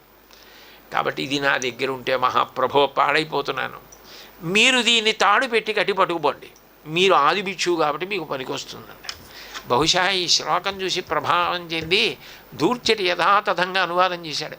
తమకంబప్ప పరంగనా జనుల పరద్రవ్యంబులన్ రుచిలింగ మహోద్యోగము చేయునెం మనము దొంగంబట్టి వైరాగ్య పాశంబులం చుట్టి బిగించి మీ చరణ స్తంభంబునన్ కట్టి. ఇదే భావాన్ని దూర్జడి చెప్పాడు. ఈ మనసు అనేటటువంటి దొంగ ఎప్పుడు ఇతరులకు చెందినవి నావిగా ఎలా వాడుకుందామా అని చూస్తోంది. ఇది దొంగ నేనే చెప్తున్నానుగా. దొంగను ఏం చేయాలి? రాజు కట్టేయాలి. కట్టేసేది ఏదో ఎక్కడో కట్టేయకు, స్తంభానికి కట్టేసినట్టుగా నీ చరణములు, నీ పాదములు అన్న స్తంభాలకేసి దీన్ని కట్టేయి అన్నాడు. అంటే అక్కడ తిరుగుతూ ఉంటుంది. ఆయన చరణాల దగ్గర తిరుగుతాడు. నీ చరణంబ స్తంభంబునన్ కట్టి వైచి ముదంబెన్నడు కలగజేయగదవో శ్రీకాళహస్తీశ్వర. అలా చేస్తే నాకు సంతోషం అన్నాడు. ఇక్కడ త్యాగరాజస్వామి అంటున్నారు, మానస వనచరవర సంచారము నిలిపి. ఏమిటో చాలా గెలిచానంటాడయా, చాలా సంపాదించానంటాడు, అది చేశానంటాడు, ఇది చేశానంటాడు. మనసుని నిలబెట్టావా? లోకములన్నీయున్ గెలిచినాడవు, ఇంద్రియానీకము చిత్తమున్ గెలువనేరవు. నిన్ను నిబద్ధు చెయ్యు భీషణ శత్రులు ఆర్వుర ప్రభిన్నుల చేసిన ప్రాణికోటిలో నీకు విరోధిలు ఇడొకడు నేర్పున చూడుము దానవేశ్వర అంటాడు ప్రహ్లాదుడు. నీ మనసుని ఒక్క 5 నిమిషాలు నిలబెట్టు. భగవంతుడిని కింద నుంచి పైకి చూడు. అంగపూజ ఆయన చెప్తుంటే మనం చేయడం సరే వదిలి, నువ్వు చూడు కింద నుంచి పైకి. రాముడిని చెప్పాలా, అమ్మవారిని చెప్పు, నీ కులదైవం అని ఎవరిని అంటున్నావో వాళ్ళని చెప్పు. పైనుంచి కిందకి, కింద నుంచి పైకి చెప్పు. ఎలా ఉంటారో చెప్పగలిగితే నువ్వు మనసుతో చూస్తున్నావని గుర్తు. పాదయోహ పాద్యం. నిజంగా అలా ఆయన కాళ్ళు కడిగి తీర్థం పుచ్చుకొని పాదాలు తుడిచి నీ మనసు నిలబెట్టు. అలా నీ మనసు నిలబెట్టగలిగితే ఈశ్వరుడికి నిజానికి కావలసింది ఏమిటంటే అది. మయ్యేవ మన ఆధత్వ మయి బుద్ధిం నివేశయ నివశిష్యసి మయ్యేవా అత ఊర్ధ్వం న సంశయ అథ చిత్తం సమాధాతుం న శక్నోతి మయి స్థిరం అభ్యాసయోగేన తతో మామిచ్ఛాప్తుం ధనంజయ. అభ్యాసేప్య సమర్థోసి మత్కర్మ పరమో భవ మదర్థమపి కర్మాణి కుర్వన్ సిద్ధిమవాప్స్యసి. చెప్పిందంతా మనసు గురించి ఆయన. అంటే ఆ మనసుని శిక్షణ ఇచ్చి భగవంతుని యందు నిలబెట్టడం అంత కష్టం. నాబోటిగాడి విషయంలో పూజని మించిన పెద్ద నటన ఇంకోటి ఉండదు. ఎందుకంటే ఏదో పెద్ద మడి బట్ట కట్టుకుని ఓ పేట వేసుకుని కూర్చుని నానా అల్లరి ఉంటుంది. కానీ మనసు మాత్రం అక్కడ ఉండదు. ఈశ్వరుడు అంటాడు, ఇవన్నీ ఎవడకు కావాలి, మనసు అక్కడ పెట్టావా అంటాడు. అది ఎక్కడో తిరుగుతూ ఉంటుంది. ఆయన ఇదంతా తంతు నాకు అక్కర్లేదు, మనసు లేదు నాకు ఎందుకంటాడు. కానీ మానస వనచర సంచారము నిలిపి కొందరు మహాత్ములు ఉన్నారు. వాళ్ళు మనసని కోతిని నిలబెడతారు. వాళ్ళు ఏమన్నారో అక్కడి నుంచి ఉంటుంది. మనసు పాదయోహ పాద్యం అంటాడు. అనగానే అది చూస్తుంది పార్వతీ పరమేశ్వరుల పాదాలని. అది నీళ్లు పోస్తుంది, పళ్ళెంలో ఆ పాదాలు కడుగుతుంది, అది తీర్థం పుచ్చుకుంటుంది. ధర్మపత్నికి తీర్థం ఇస్తుంది, పళ్ళెల్లోంచి పాదాలు తీసి పాదపీఠం మీద పెట్టి తుడుస్తుంది, పారాణి పెడుతుంది, పసుపు కుంకాలు అక్షతలు సమర్పిస్తుంది. అంటే ఆ మనసు ఏది చెప్పాడో చేస్తుంది. అది ఇష్టం వచ్చినట్టు తిరగదు. ఈయన ఏం చెప్తే చేస్తుంది. అలా నువ్వు నీ మనసుని నీ వశంలోకి తెచ్చుకోగలిగావా? ఎన్నేళ్ళు వచ్చాయి అని అడిగారు అనుకోండి నన్ను, ఏమిటి ఉపయోగం? ఎన్నేళ్ళు వస్తే ఏమిటి ఉపయోగం? వచ్చాయి. 10 నిమిషాలు నిలబెట్టగలవా? 3 ఉపచారాలు చేయగలవా మనసు కదిలిపోకుండా? ఏం అభ్యాసం చేసినట్టు, ఏం సాధన చేసినట్టు? భక్తి పూజ లేకుండా రమ్మంటే ఎక్కడి నుంచి వస్తాయి? ఏది వచ్చేస్తే ఎందుకు వచ్చేస్తుంది? కాబట్టి మానస వనచరవర సంచారము నిలిపి మూర్తి బాగుగా పొడగని ఆ మనసుతోటి భగవంతుని యొక్క సాకార స్వరూపాన్ని బాగా చూడగలవా? అలా చూడగలిగితే వారెందరో మహానుభావులు, వారందరికీ వందనములు. వాళ్ళు మహాత్ములు. వాళ్ళు అన్నప్పుడు మనసును అలా నిలబెట్టేస్తారు. వెనక్కి రా అంటే వచ్చేస్తుంది, వెళ్ళంటే వెళ్తుంది తప్ప నేను దాన్ని వెనక్కి తీలేపోతున్నానండి అన్న మాట వాళ్ళ విషయంలో ఉండదు. వాళ్ళు తీసేయాలంటే తీసేస్తారు, వదలాలంటే వదులుతారు, నిలబెట్టాలంటే నిలబెడతారు, ఏదైనా చేయగలరు. మనసు మీద వాళ్ళకి అధికారం ఉంది. అది తీసేశారని ఏడవదు, పంపారని మరీ గంతు లేదు, చెయ్యవలసిన పనిని విస్మరించి తాదాత్మ్యత చెందదు. అంటే అంతగా వాళ్ళకి మనసు మీద అధికారం ఉంటుంది. అంత నియంత్రణ పట్టు సాధిస్తారు. అలా సాధిస్తే మానస వనచరవర సంచారము నిలిపి మూర్తి బాగుగా పొడగనే వారెందరో మహానుభావులు, వారందరికీ వందనములు. ఆయన అంతేగాని బాగా డబ్బున్న వాళ్ళు ఉన్నారు, 200 ఎకరాలు ఉన్న వాళ్ళు ఉన్నారు, 3 ఫ్యాక్టరీలు ఉన్న వాళ్ళు ఉన్నారు, 4 మాటలు అధికారంలోకి వచ్చిన వాళ్ళు, అవన్నీ ఆయనకి అక్కర్లేదు. అబ్బో చాలామంది వచ్చి వెళ్ళిపోయారు, వాళ్ళ పేర్లే గుర్తులేవు, మాకెందుకంటారు ఆయన. ఆయనకి ఏం కావాలంటే ఇలాంటి వాళ్ళు కావాలి. అది ఆయన భక్తి, త్యాగరాజస్వామి అంటే. అట్లాగే సరగుణ పాదములకు స్వాంతమును సరోజమును సమర్పణము చేయువారెందరో మహానుభావులు, వారందరికీ వందనములు.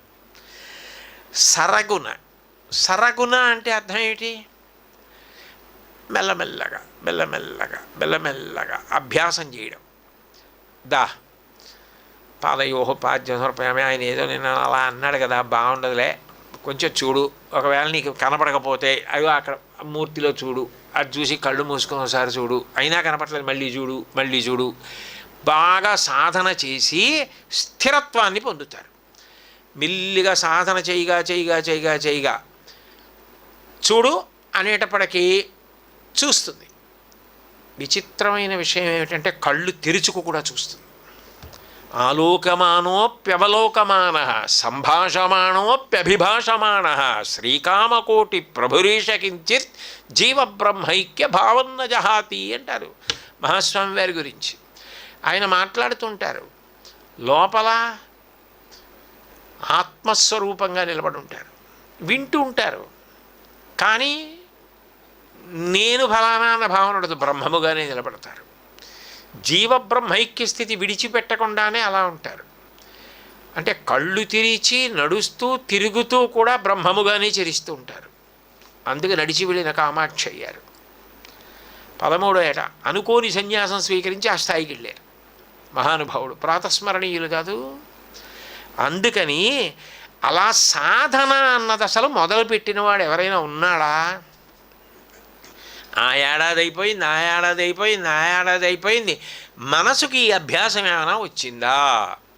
మెల్లమెల్లగా సాధన చేయగా చేయగా మనసు మీద కోపడడం, విసుక్కోవడం, నా బతుకింతేలేండి, నాకు రాదులేండి అనకుండా సాధన చేసి అలా నిలబెట్టడం నీకేమైనా అలవాటైతే సరగున పెరిగి పెరిగి పెరిగి ఆ స్థిరత్వాన్ని పొంది పాదములకు స్వాంతమును సరోజమును తన మనసనబడేటటువంటి పద్మాన్ని ఆయన పాదముల దగ్గర పెట్టేయడం విషయంలో స్థిరత్వం సంపాదించిన మహాపురుషులు ఉన్నారు. వాళ్ళకి కూడా ముందు మనసు కదిలిపోయింది. వాళ్ళకి పుట్టుకతోనే ఏం మనసు అలా నిలబడిపోయిందని చెప్పడం సాధ్యం కాదు. నేను మహాస్వామి వారిని చెప్పా. 13వ ఏట అనుకోని సన్యాసం స్వీకరించారు. మరి ఏ స్థితికి వెళ్ళారు? కామాక్షి అయ్యారు.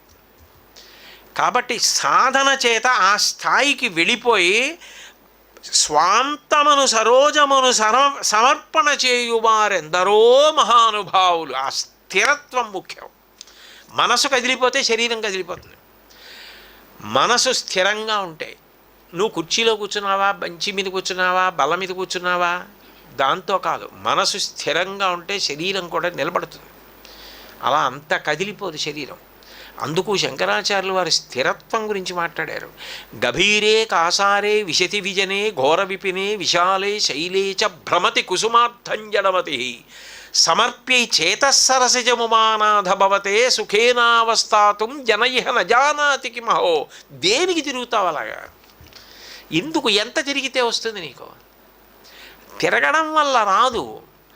తిరగడం దేనికంటే తిరగకుండా ఉండడం అభ్యాసం కావాలి. స్థిరంగా కూర్చుని నీ మనసన్న పద్మాన్ని ఆయన పాదముల మీద పెట్టడం నీకు అలవాటైందా? అసలు అది అలవాటు కాకుండా ఇంకా ఎప్పుడూ తిరగడమే.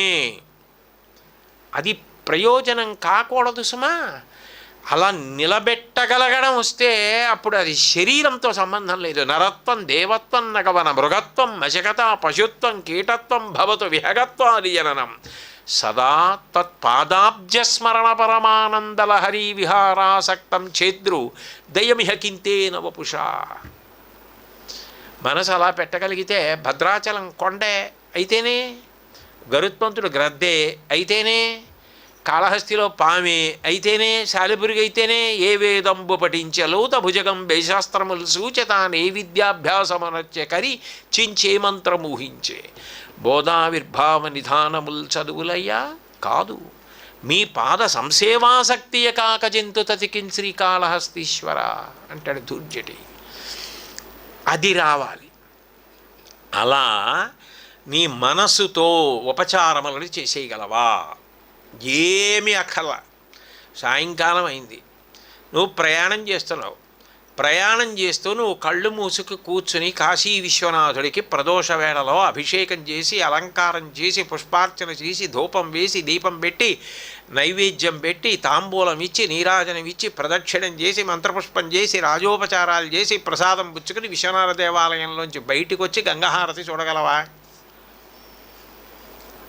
చూడగలిగితే నీకు భౌతికంగా ఏమక్కర్లా. ఎందుకంటే మనసనబడే పద్మాన్ని చేర్చేయగలిగాం, నీకు వచ్చేసింది. అప్పుడు మరణ సమయంలో కూడా నిలబెట్టేయగలం. అది సాధన చేత వచ్చింది. వాళ్ళు మహాత్ములు. అటువంటి మహానుభావులకి నమస్కారం చేస్తున్నానన్నారు త్యాగరాజస్వామి. సరగుణ పాదములకు స్వాంతమును సరోజమును సమర్పణము చేయువారెందరో మహానుభావులు, వారందరికీ వందనములు. పతిత పావనుడనే పరాత్పరుని గురించి పరమార్థమగు నిజమార్గముతోన పాడుచును సల్లాపముతో స్వరలయాది రాగములు తెలియవారెందరో మహానుభావులు, వారందరికీ వందనములు. అయ్య బాబోయ్, అసలు ఎంత అద్భుతమైనటువంటి మాటలండి. అదొక ప్రణాళిక. అసలు సంగీత విద్వాంసులకి ఏమిటి, సాధకులకి ఏమిటి, ఎన్ని అద్భుత విషయాలు చెప్తున్నారో. పతిత పావనుడనే పరాత్పరుని గురించి నువ్వు పాడు, చెప్పు, మాట్లాడు, చదువు, విను, చెయ్యి. ఏది చేస్తున్నావో ఒకటి గుర్తుపెట్టుకో. నేను చాలా పాపం చేసేసానండి, ఇంకా నన్ను భగవంతుడు అంగీకరిస్తాడంటారా? ఈ పిచ్చ వదిలిపెట్టు. అసలు భగవంతుడన్నవాడి లక్షణం ఏమిటంటే నిన్ను కడతేర్చడం. భగవంతుడెవరు అంటే పతిత పావనుడు. ఎవడు పాడైపోయాడో వాడిని బాగు చేసేది ఎవరో ఆయనకే భగవంతుడని పేరు. ఎంత భరోసా ఇస్తున్నారండి. ఇది గురువుకు ఉండవలసిన లక్షణం. అందుకు సద్గురు త్యాగరాజస్వామి అంటారు, ఆయన పతిత పావనుడు రా, నేను ఈ పూర్వం తప్పులు చేశాను, ఇంతకుముందు మనసు నిలబెట్టలేకపోయాను, ఇప్పుడు పశ్చాత్తాపంతో ఇన్ని సంవత్సరాల వయసు అయిపోయింది అని నేను మొదలు పెడితే ఆయన నాకు తోడుగా నిలబడతాడు. పతిత పావనుడనే పరాత్పరుని గురించి. పరాత్పరుడంటే శ్రేష్ఠులలో శ్రేష్ఠుడు ఆయన, ఉత్తమ గుణ సంపన్నుడు. అటువంటి వాడు పరమార్థమగు నిజమార్గముతోను. పరమార్థమైన నిజమార్గం అంటే ఏమిటి? ఆయన ఇంత పట్రా, ఇన్ని పట్రా, ఇది పట్రా అని ఎప్పుడు అండం. నువ్వు ఏది పట్టుకొచ్చావో అది ఆయనకే అన్న భావనతో, ఆ ప్రేమతో, ఆ భక్తితో నువ్వు ఆయనకి చెయ్యడానికి సిద్ధపడితే అది నిజానికి చాలా లోపాలతో కూడుకున్నదైనా స్వీకరించడానికి పెద్ద మనసుతో సిద్ధంగా ఉన్నవాడెవరో ఆయన. అప్పుడు నీకేమిటి భయం అసలు? మూడొత్తుల, రెండొత్తుల, రెండగరత్తుల, మూడగరత్తుల, నువ్వుల నూనె, ఆవుని, ఇవన్నీ దేనికి ఇంకా నీకు?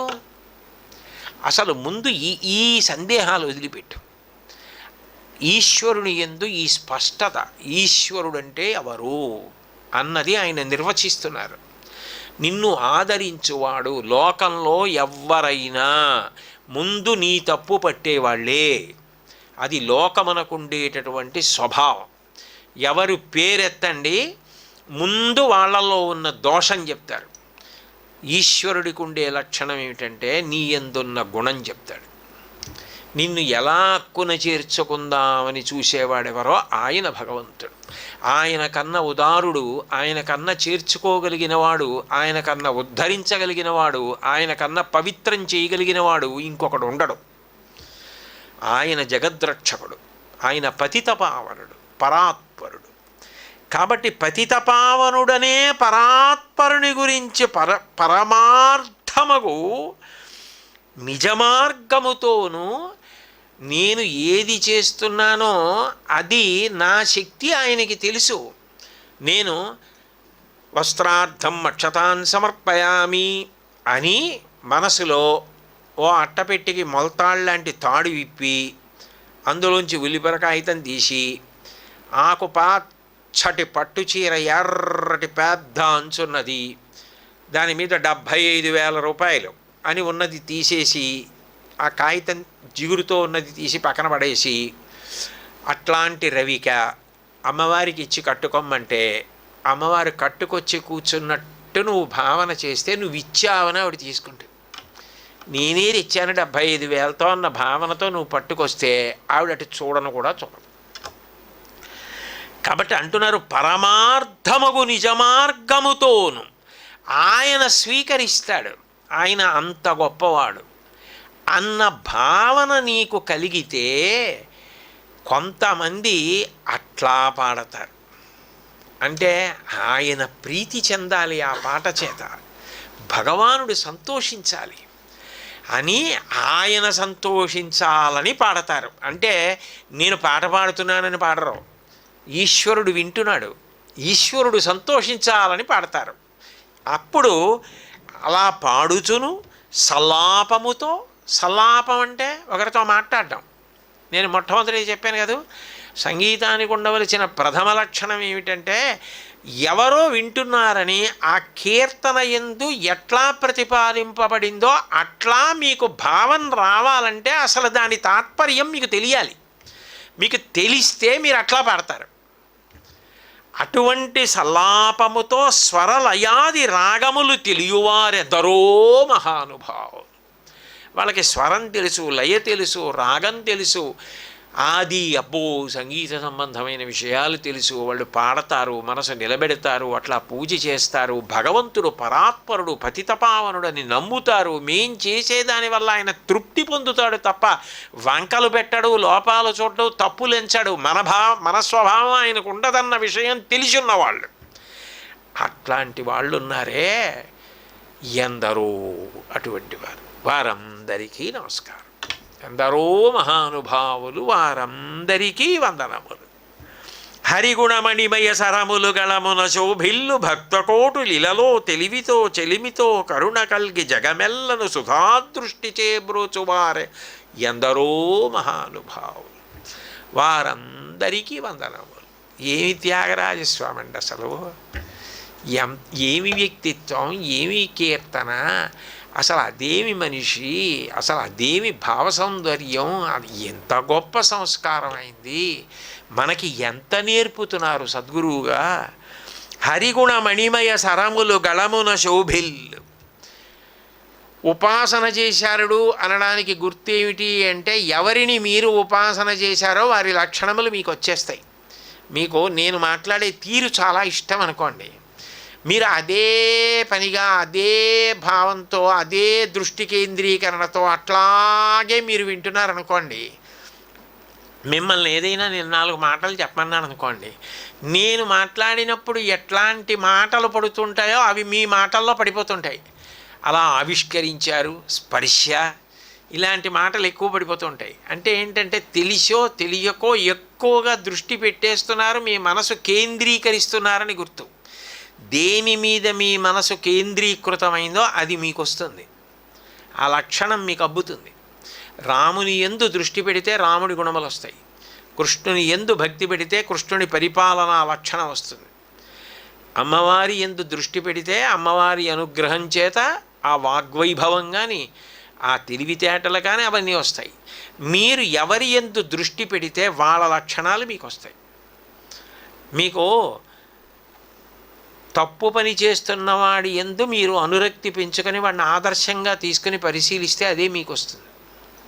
మీరు ఎవరిని ఆదర్శంగా పెట్టుకొని ఎక్కువ ఆలోచన చేస్తున్నారో అదే వచ్చేస్తుంది. హరిగుణమణిమయ సరములు గళమున శోభిల్లు.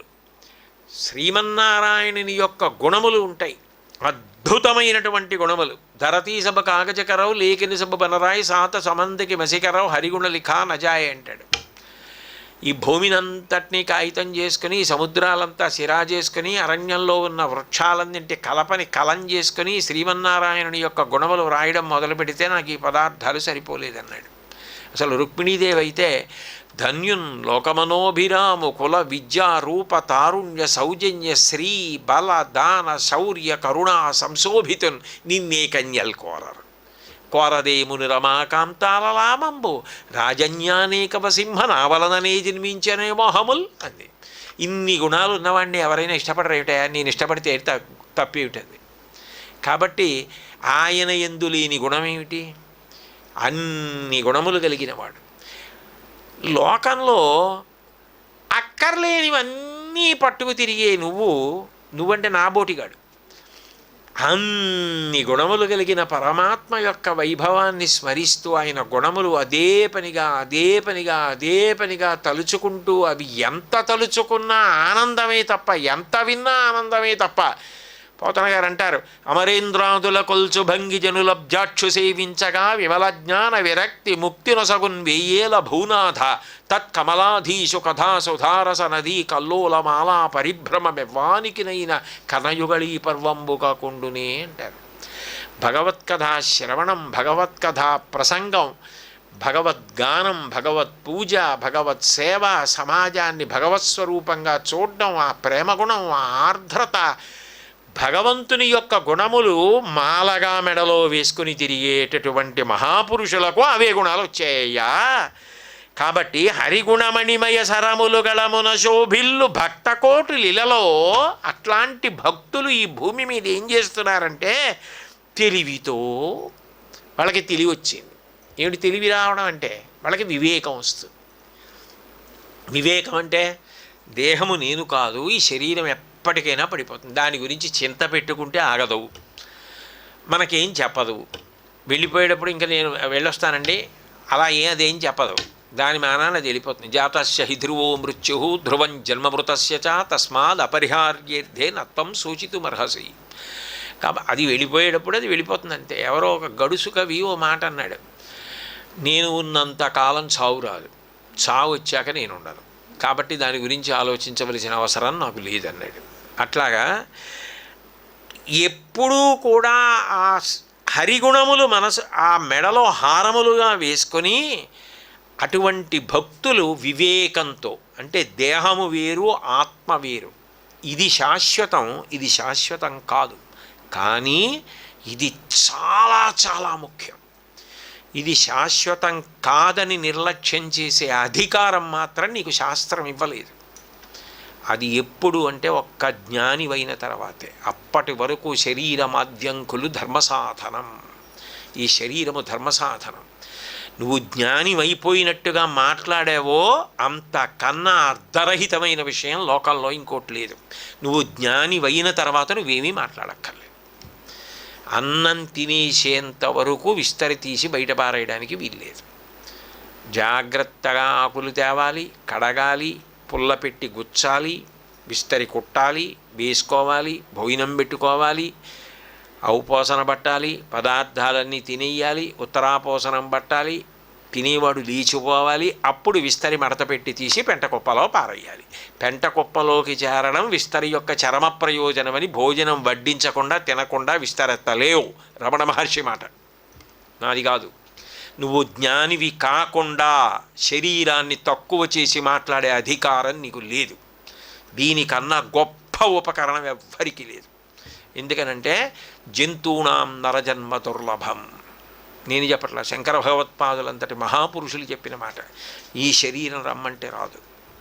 ఎందుకంటే దీనితో నువ్వు అంత ధర్మం చేయొచ్చు, అంత పుణ్యం సంపాదించుకోవచ్చు. అటువంటి శరీరాన్ని తక్కువ చేసి మాట్లాడే అధికారం నీకెక్కడుంది? మెట్ట వైదాంతమును అక్కర్లేని వైరాగ్యంతో అటువంటి మాటలు మాట్లాడకూడదు. కాబట్టి భక్తకోటులిలవలో తెలివితో తెలుసుకుంటూ ఉంటారు. ఆత్మ శాశ్వతం, శరీరము వేరు. ఆ శరీరంతో సాధన చేసి చేసి చేసి చేసి శరీరమును ఋతుమంతం చేస్తారు. అందుకని సత్యం తర్తేన పరిశీంచామి అంటారు భోజనం చేసే ముందు. సత్యము ఋతమగుగాక, ఋతము సత్యమగుగాక. సత్యము తెలిసే వరకు ఈ సాధనము ఇట్లాగే జాగ్రత్తగా వాడబడాలి. అట్లా ఆ వివేక బుద్ధి కలిగి అట్లా అనుష్ఠాన పర్యంతములోకి తెచ్చుకుని వెళ్ళాలి.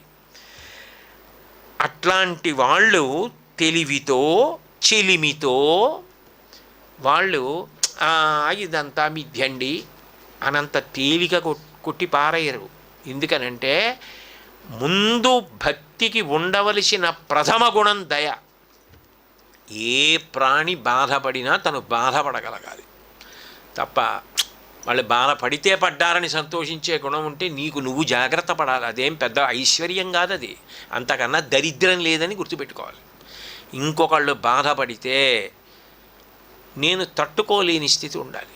ఇంకొకళ్ళు బాధ నా వల్ల పడితే బాబోయ్ అసలు తట్టుకోలేని స్థితి ఉండాలి. అది ఆర్ద్రమైన మనస్సు, అది దయ.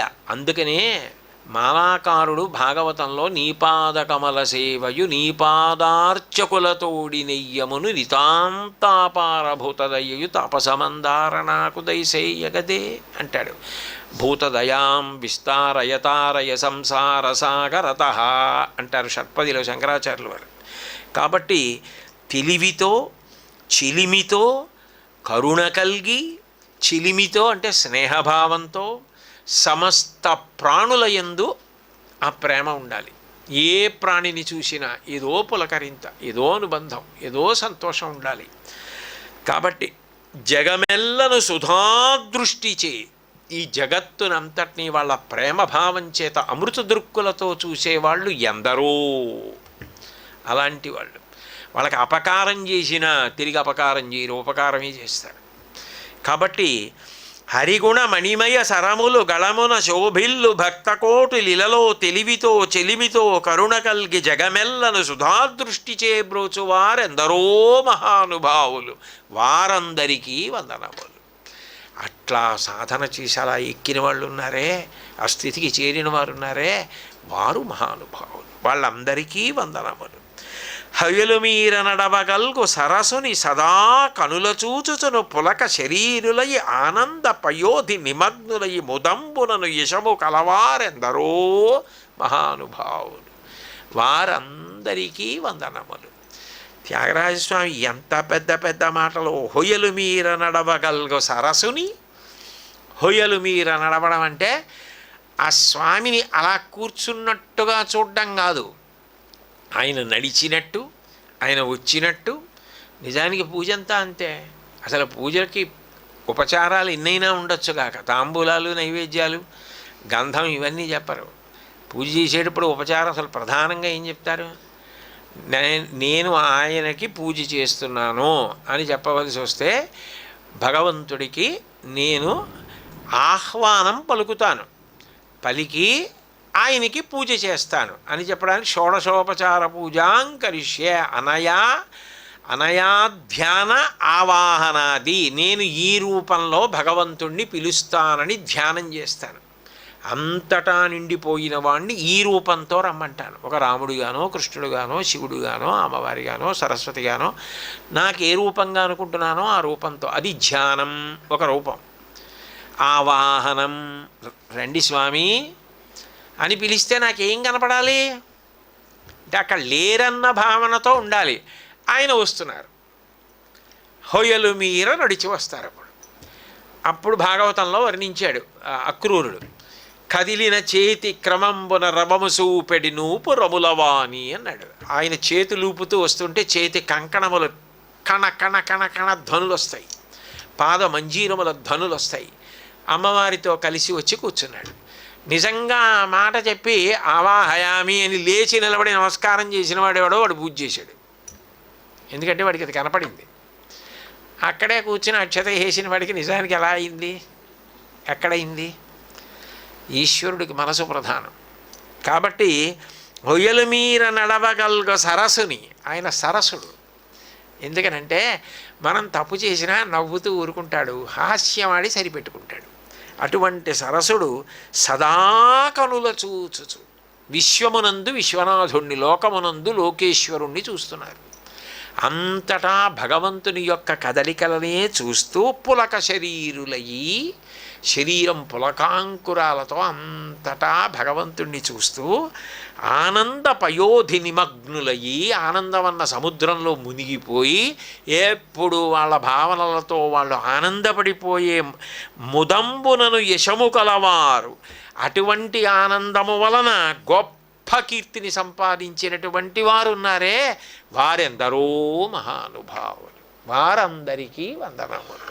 అంటే ఎటువంటి మహానుభావుల గురించి మాట్లాడుతున్నారో చూడండి.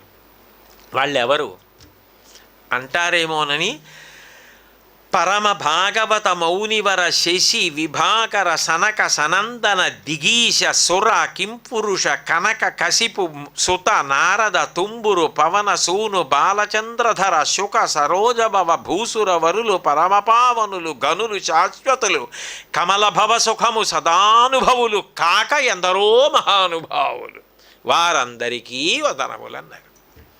ఓ పెద్ద జాబితా చెప్పి వీళ్ళు కాకుండా ఇంకా చాలామంది ఉన్నారన్నారు. ఎంతమంది అంటే పరమభాగవతులు. ఎప్పుడూ భగవంతుని యొక్క భావనలతో ఆనందపడిపోయేవారు. పానీయంబులు త్రావుచున్ కొడుచుచున్ భాషించుచున్ హాసలీలా నిద్రాదులు చేయుచున్ తిరుగుచున్ లక్షించుచున్ సంతత శ్రీమన్నారాయణ పాదపద్మయుగళీ చింతామృతాస్వాద సంధానుండై మరచన్ సురారిసుతుడే తద్విషమున్ భూవరా. అలా ఎప్పుడూ భగవత్ సంబంధమైన ఆలోచనలతో పొంగిపోయే మనసున్న పరమ భాగవత మౌనివర మునిశ్రేష్ఠులు, శశి చంద్రుడు, విభాకర సూర్యుడు, సనక సనందనాదులు, దిగీష దిక్పాలురు, సుర దేవతలు, కింపురుషులు, కనక కసిపు సుత హిరణ్యకశిపుని యొక్క కుమారుడు ప్రహ్లాదుడు, నారదుడు, తుంబురుడు, పవనసూను వాయుపుత్రుడు హనుమ, బాలచంద్రధర పరమశివుడు, శుకబ్రహ్మ, సరోజభవ తామరపూలోంచి వచ్చినవాడు బ్రహ్మగారు, భూసురవరులు ఎందరో వేదం చదువుకుని అలా కర్మానుష్ఠానం చేసి జ్ఞానము పొందినటువంటి బ్రాహ్మణోత్తములు, పరమపావనులు. వాళ్ళని చూస్తే కూడా పాపం పోతుంది. త్రివేణి సంగమం నడిచొస్తే ఎలా ఉంటుందో అంత పవిత్రమైన వ్యక్తులు. అంటే వాళ్ళ యొక్క తపోబలం చేత దర్శనమాత్రం చేత పాపములు పోగొట్టగలిగిన పరమపావనులు, పవిత్రత కలిగిన వారు, ఘనులు, గొప్ప కీర్తి సంపాదించిన వారు. ఊరికినే వస్తుంది ఆ కీర్తి? ఎన్ని మంచి పనులు చేస్తే వస్తుంది. కాబట్టి అన్ని మంచి పనులు చేసిన వారు శాశ్వతులు, చిరంజీవులైన వారు ఎందరో ఉన్నారు కదా. అశ్వత్థామ బలిర్వ్యాసో హనుమాంశ్చ విభీషణ కృపో పరశురామశ్చ, వీళ్ళందరూ కూడా చిరంజీవులే. ఇటువంటి చిరంజీవులు కమలభవ సుఖము సదానుభవులు. కమలభవుడు అంటే బ్రహ్మగారి యొక్క అనుభవం అంటే బ్రహ్మానందమును అనుభవించేటటువంటి వారు కాక ఎందరో మహానుభావులు, అందరికీ వందనములు. వీళ్ళందరూ ఎంత మహానుభావులు, ఒక్కొక్కడెంత గొప్పవాడు. అటువంటి పరమభాగవతుల చరిత్రలు ఎన్ని పుస్తకాలు, ఎన్ని కథలు, ఎంతమంది అటువంటి వాళ్ళు ఉన్నారే. వాళ్ళందరికీ నేను నమస్కారం చేస్తున్నాను. నీ మేను నామవైభవంబులను నీ పరాక్రమ ధైర్యముల శాంత మానసము నీవులను వచన సత్యమును రఘువరా నీ ఎడ సద్భక్తియు జినించ కను దుర్మతములను కల్ల చేసినట్టి నీ మది నిరింగి సంతతంబురను గుణభజనానంద కీర్తనము చేయువారెందరో మహానుభావులు. వారందరికీ వందనములు. ఇన్ని నమస్కారాలు ఎంతమందికి? ఇందులో లౌకికులకి ఎవరికీ లేదు. వాళ్ళకి త్యాగరాజస్వామి నమస్కారం. నీ మేను అంటే అంత అందమైనటువంటి నీ శరీరాన్ని గురించి భావన చేస్తూ ఎప్పుడూ మనసులో స్మరిస్తూ ఆనందపడిపోయేవాళ్ళు. నామవైభవములను, రామనామం ఎంత గొప్పదండి, ఎంత గొప్పదండి, ఎంత గొప్పదండి అని ఆ రామనామం ఒక్కటి పట్టుకుని ఎప్పుడు రామ రామ రామ రామ అంటూ రామనామం రాస్తూ రామాయణం చదువుకుంటూ పరవశించిపోయేటటువంటి వాళ్ళు. నీ పరాక్రమ ధైర్యముల, నీ పరాక్రమం ఒక నిర్ణయం తీసుకుంటే కట్టుపడ్డాన్ని ధృతి ధైర్యం అంటారు. ధైర్యం అంటే భయం లేకపోవడం అని కాదు అర్థం. మాట ఇస్తే ఇక తప్పడం, అట్లా మాట ఇస్తే తప్పకపోవడం. నీ పరాక్రమం, ధనస్సు పట్టుకుని యుద్ధానికి వచ్చావా ఇక అవతల వారు ఎవరైనా నిలబడడానికి వీల్లేదు. బ్రహ్మ స్వయంభూశ్చతురాననో వా ఇంద్రో సురేంద్రో సురనాయకో వా రుద్రో స్త్రినేస్త్ర స్త్రిపురాంతకో వా త్రాతుం న శక్త. ఇది రామవద్యం. చంపేస్తానన్నాడా ఇక కాపాడేవాడు లేడు. భాస్కరుడు అంటాడే, మండిత విస్ఫులింగ విషమ జ్వలితానల కీలలు అబ్జ గర్భాండము నిండ రామ వసుధాదిపుడేశడు వజ్రసాధన ఖండిత పంక్తి కంఠ కణకంఠ పురాంతక శైలచాలనోద్దండ బల ప్రచండ పురదండ విఖండన చండకాండముల్. ఆయనే చంపుతానని బాణప్రయోగం చేయడానికి సిద్ధపడి బాణాన్ని ఆ ధనస్సులో వింటినారికి సంధించి విడిచిపెడితే అవి అగ్నిహోత్రాన్ని కక్కుతూ వచ్చి పడిపోతే వాటిని ఆపగలిగిన మొనగాడిక ఉండడం. అటువంటి నీ పరాక్రమ ధైర్యముల శాంతమానసము. అలాగని ధనస్సు పట్టుకున్నావు, అక్షయబాణ తూణీరాలు కట్టుకున్నామని అదే పనిగా అందరినీ చంపుతూ కూర్చోవు. ఎంత ప్రశాంతంగానో ఉంటావు, రాగద్వేషములు లేకుండా ఉంటావు. శాంతమానసము ఈవులనంటే త్యాగబుద్ధి, ఏదైనా ఇతరుల కోసం ఇవ్వగలగడం. ఈవులను వచన సత్యమును, ఆడిన మాట తప్పకపోవడం. రామో ద్విర్నాభిభాషతి, 2 మాటలు రాముడికి తెలియవు. 2 మాటలు తెలియనివాడు రాముడు. కాబట్టి ఒక మాటకి కట్టుబడినటువంటి ఆ రాముని యొక్క గొప్పతనం, వచన సత్యమును రఘువరా నీ ఎడ సద్భక్తియు జనించా. ఇవన్నీ విని రామా నీ యందు గొప్ప భక్తి కలిగితే దుర్మతములను కళ్ళ చేసినట్టి, వేద విరుద్ధమైనటువంటి వాదనలు వినబడినా, వేద విరుద్ధమైనటువంటి ఆరాధనలు కనపడినా నిర్భయంగా వాటిని ఖండించి కళ్ళ చేసినట్టి, వాటికి లొంగకుండా నీ మది నిరింగి నీ మనసులో ఏది పట్టుకోవాలో నువ్వు తెలుసుకొని సంతతంబునను గుణ భజనానంద కీర్తనము చేయువారు. అలా ఆకర్షితులు కాకుండా నిన్నే పట్టుకొని అటువంటి వైదికమైన ఆరాధనా విధానంతోనే ముందుకు వెడుతూ నీ నామ కీర్తన భజన పూజ కథ పట్టుకుని తరించిపోతున్న వారున్నారే, అటువంటి వారెందరో మహానుభావులు, వారందరికీ వందనములు. వాళ్ళకి నేను నమస్కరిస్తున్నాను. భాగవత రామాయణ గీతాది శృతి శాస్త్ర పురాణ మర్మములన్ శివాది షణ్మతముల గూఢములన్ 30 సురాంతరంగముల భావముల విరిగి భావరాగ లయాది సౌఖ్యముచే చిరాయువుల్ కలిగి నిరవధి సుఖాత్ములై త్యాగరాజాప్తులైన వారెందరో మహానుభావులు, వారందరికీ వందనములు. ఎవరంటున్నారంటే భాగవత రామాయణ గీతాది శృతి శాస్త్ర పురాణపు మర్మములన్, రామాయణ భారత భాగవత వేద వేదాంతములు శాస్త్రముల చేత ప్రతిపాదింపబడినటువంటి రహస్యములను విషయములను బాగా తెలుసుకొని, షణ్మతములైనటువంటి శైవము కౌమారము గణాపత్యము, ఆ తర్వాత శాక్తేయము వైష్ణవము సౌరము, ఈ ఆరు ఆరాధనా విధానముల గురించి బాగా నమ్మకంతో ఉండి అట్లా ఆరాధన చేసేటటువంటి వాళ్ళు గూఢములన్ 30 సురాంతరంగముల భావముల నిరిగి, ఎంతమంది దేవతలున్నా దేవతల యొక్క లక్షణం ఉత్తమ గుణములను పోషించడం.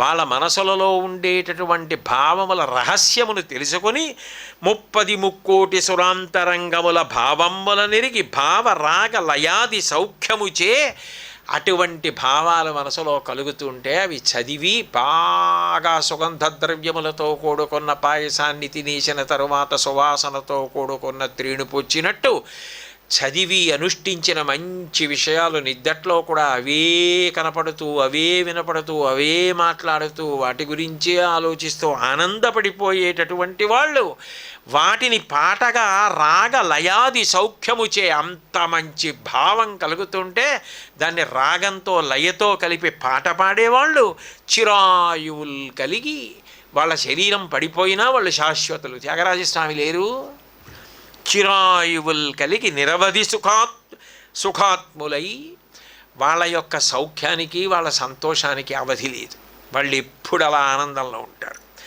నిరవధి సుఖాత్ములై త్యాగరాజాప్తులై, అలాంటి వాళ్ళు ఉన్నారే, వాళ్ళందరికీ నాకు ఎంతో ఇష్టం వాళ్ళంటే.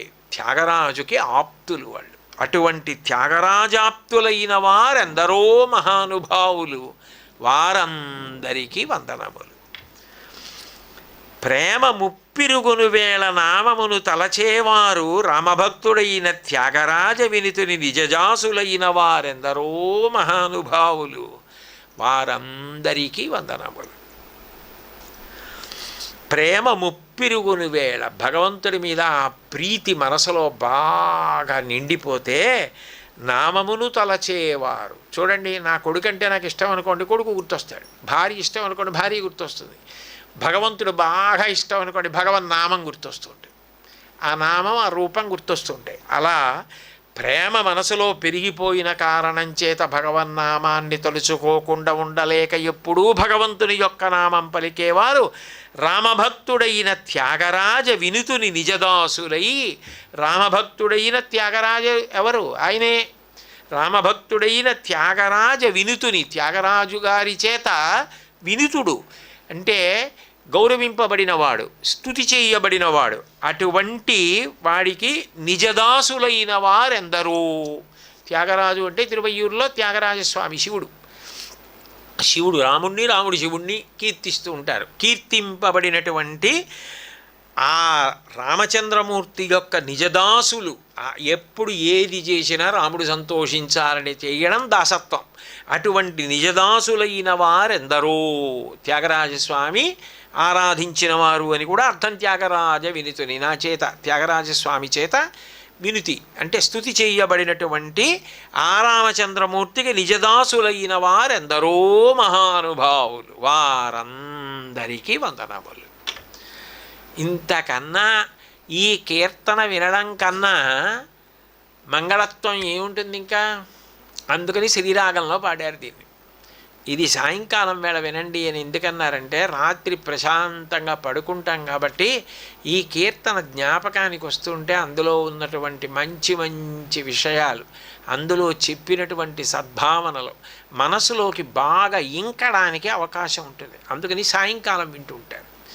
అంత గొప్ప కీర్తన పంచరత్నాలలో ఇది 5వ రత్నం, శ్రీరాగంలో ఇవ్వబడింది. అంత గొప్ప కీర్తన సమయాన్ని దృష్టిలో పెట్టుకుని నేను కొంత విహంగ వీక్షణంగా మాట్లాడవలసి వచ్చింది. ఎందుకంటే 10 చరణములు కలిగినటువంటి కీర్తన, అంత గొప్ప కీర్తన.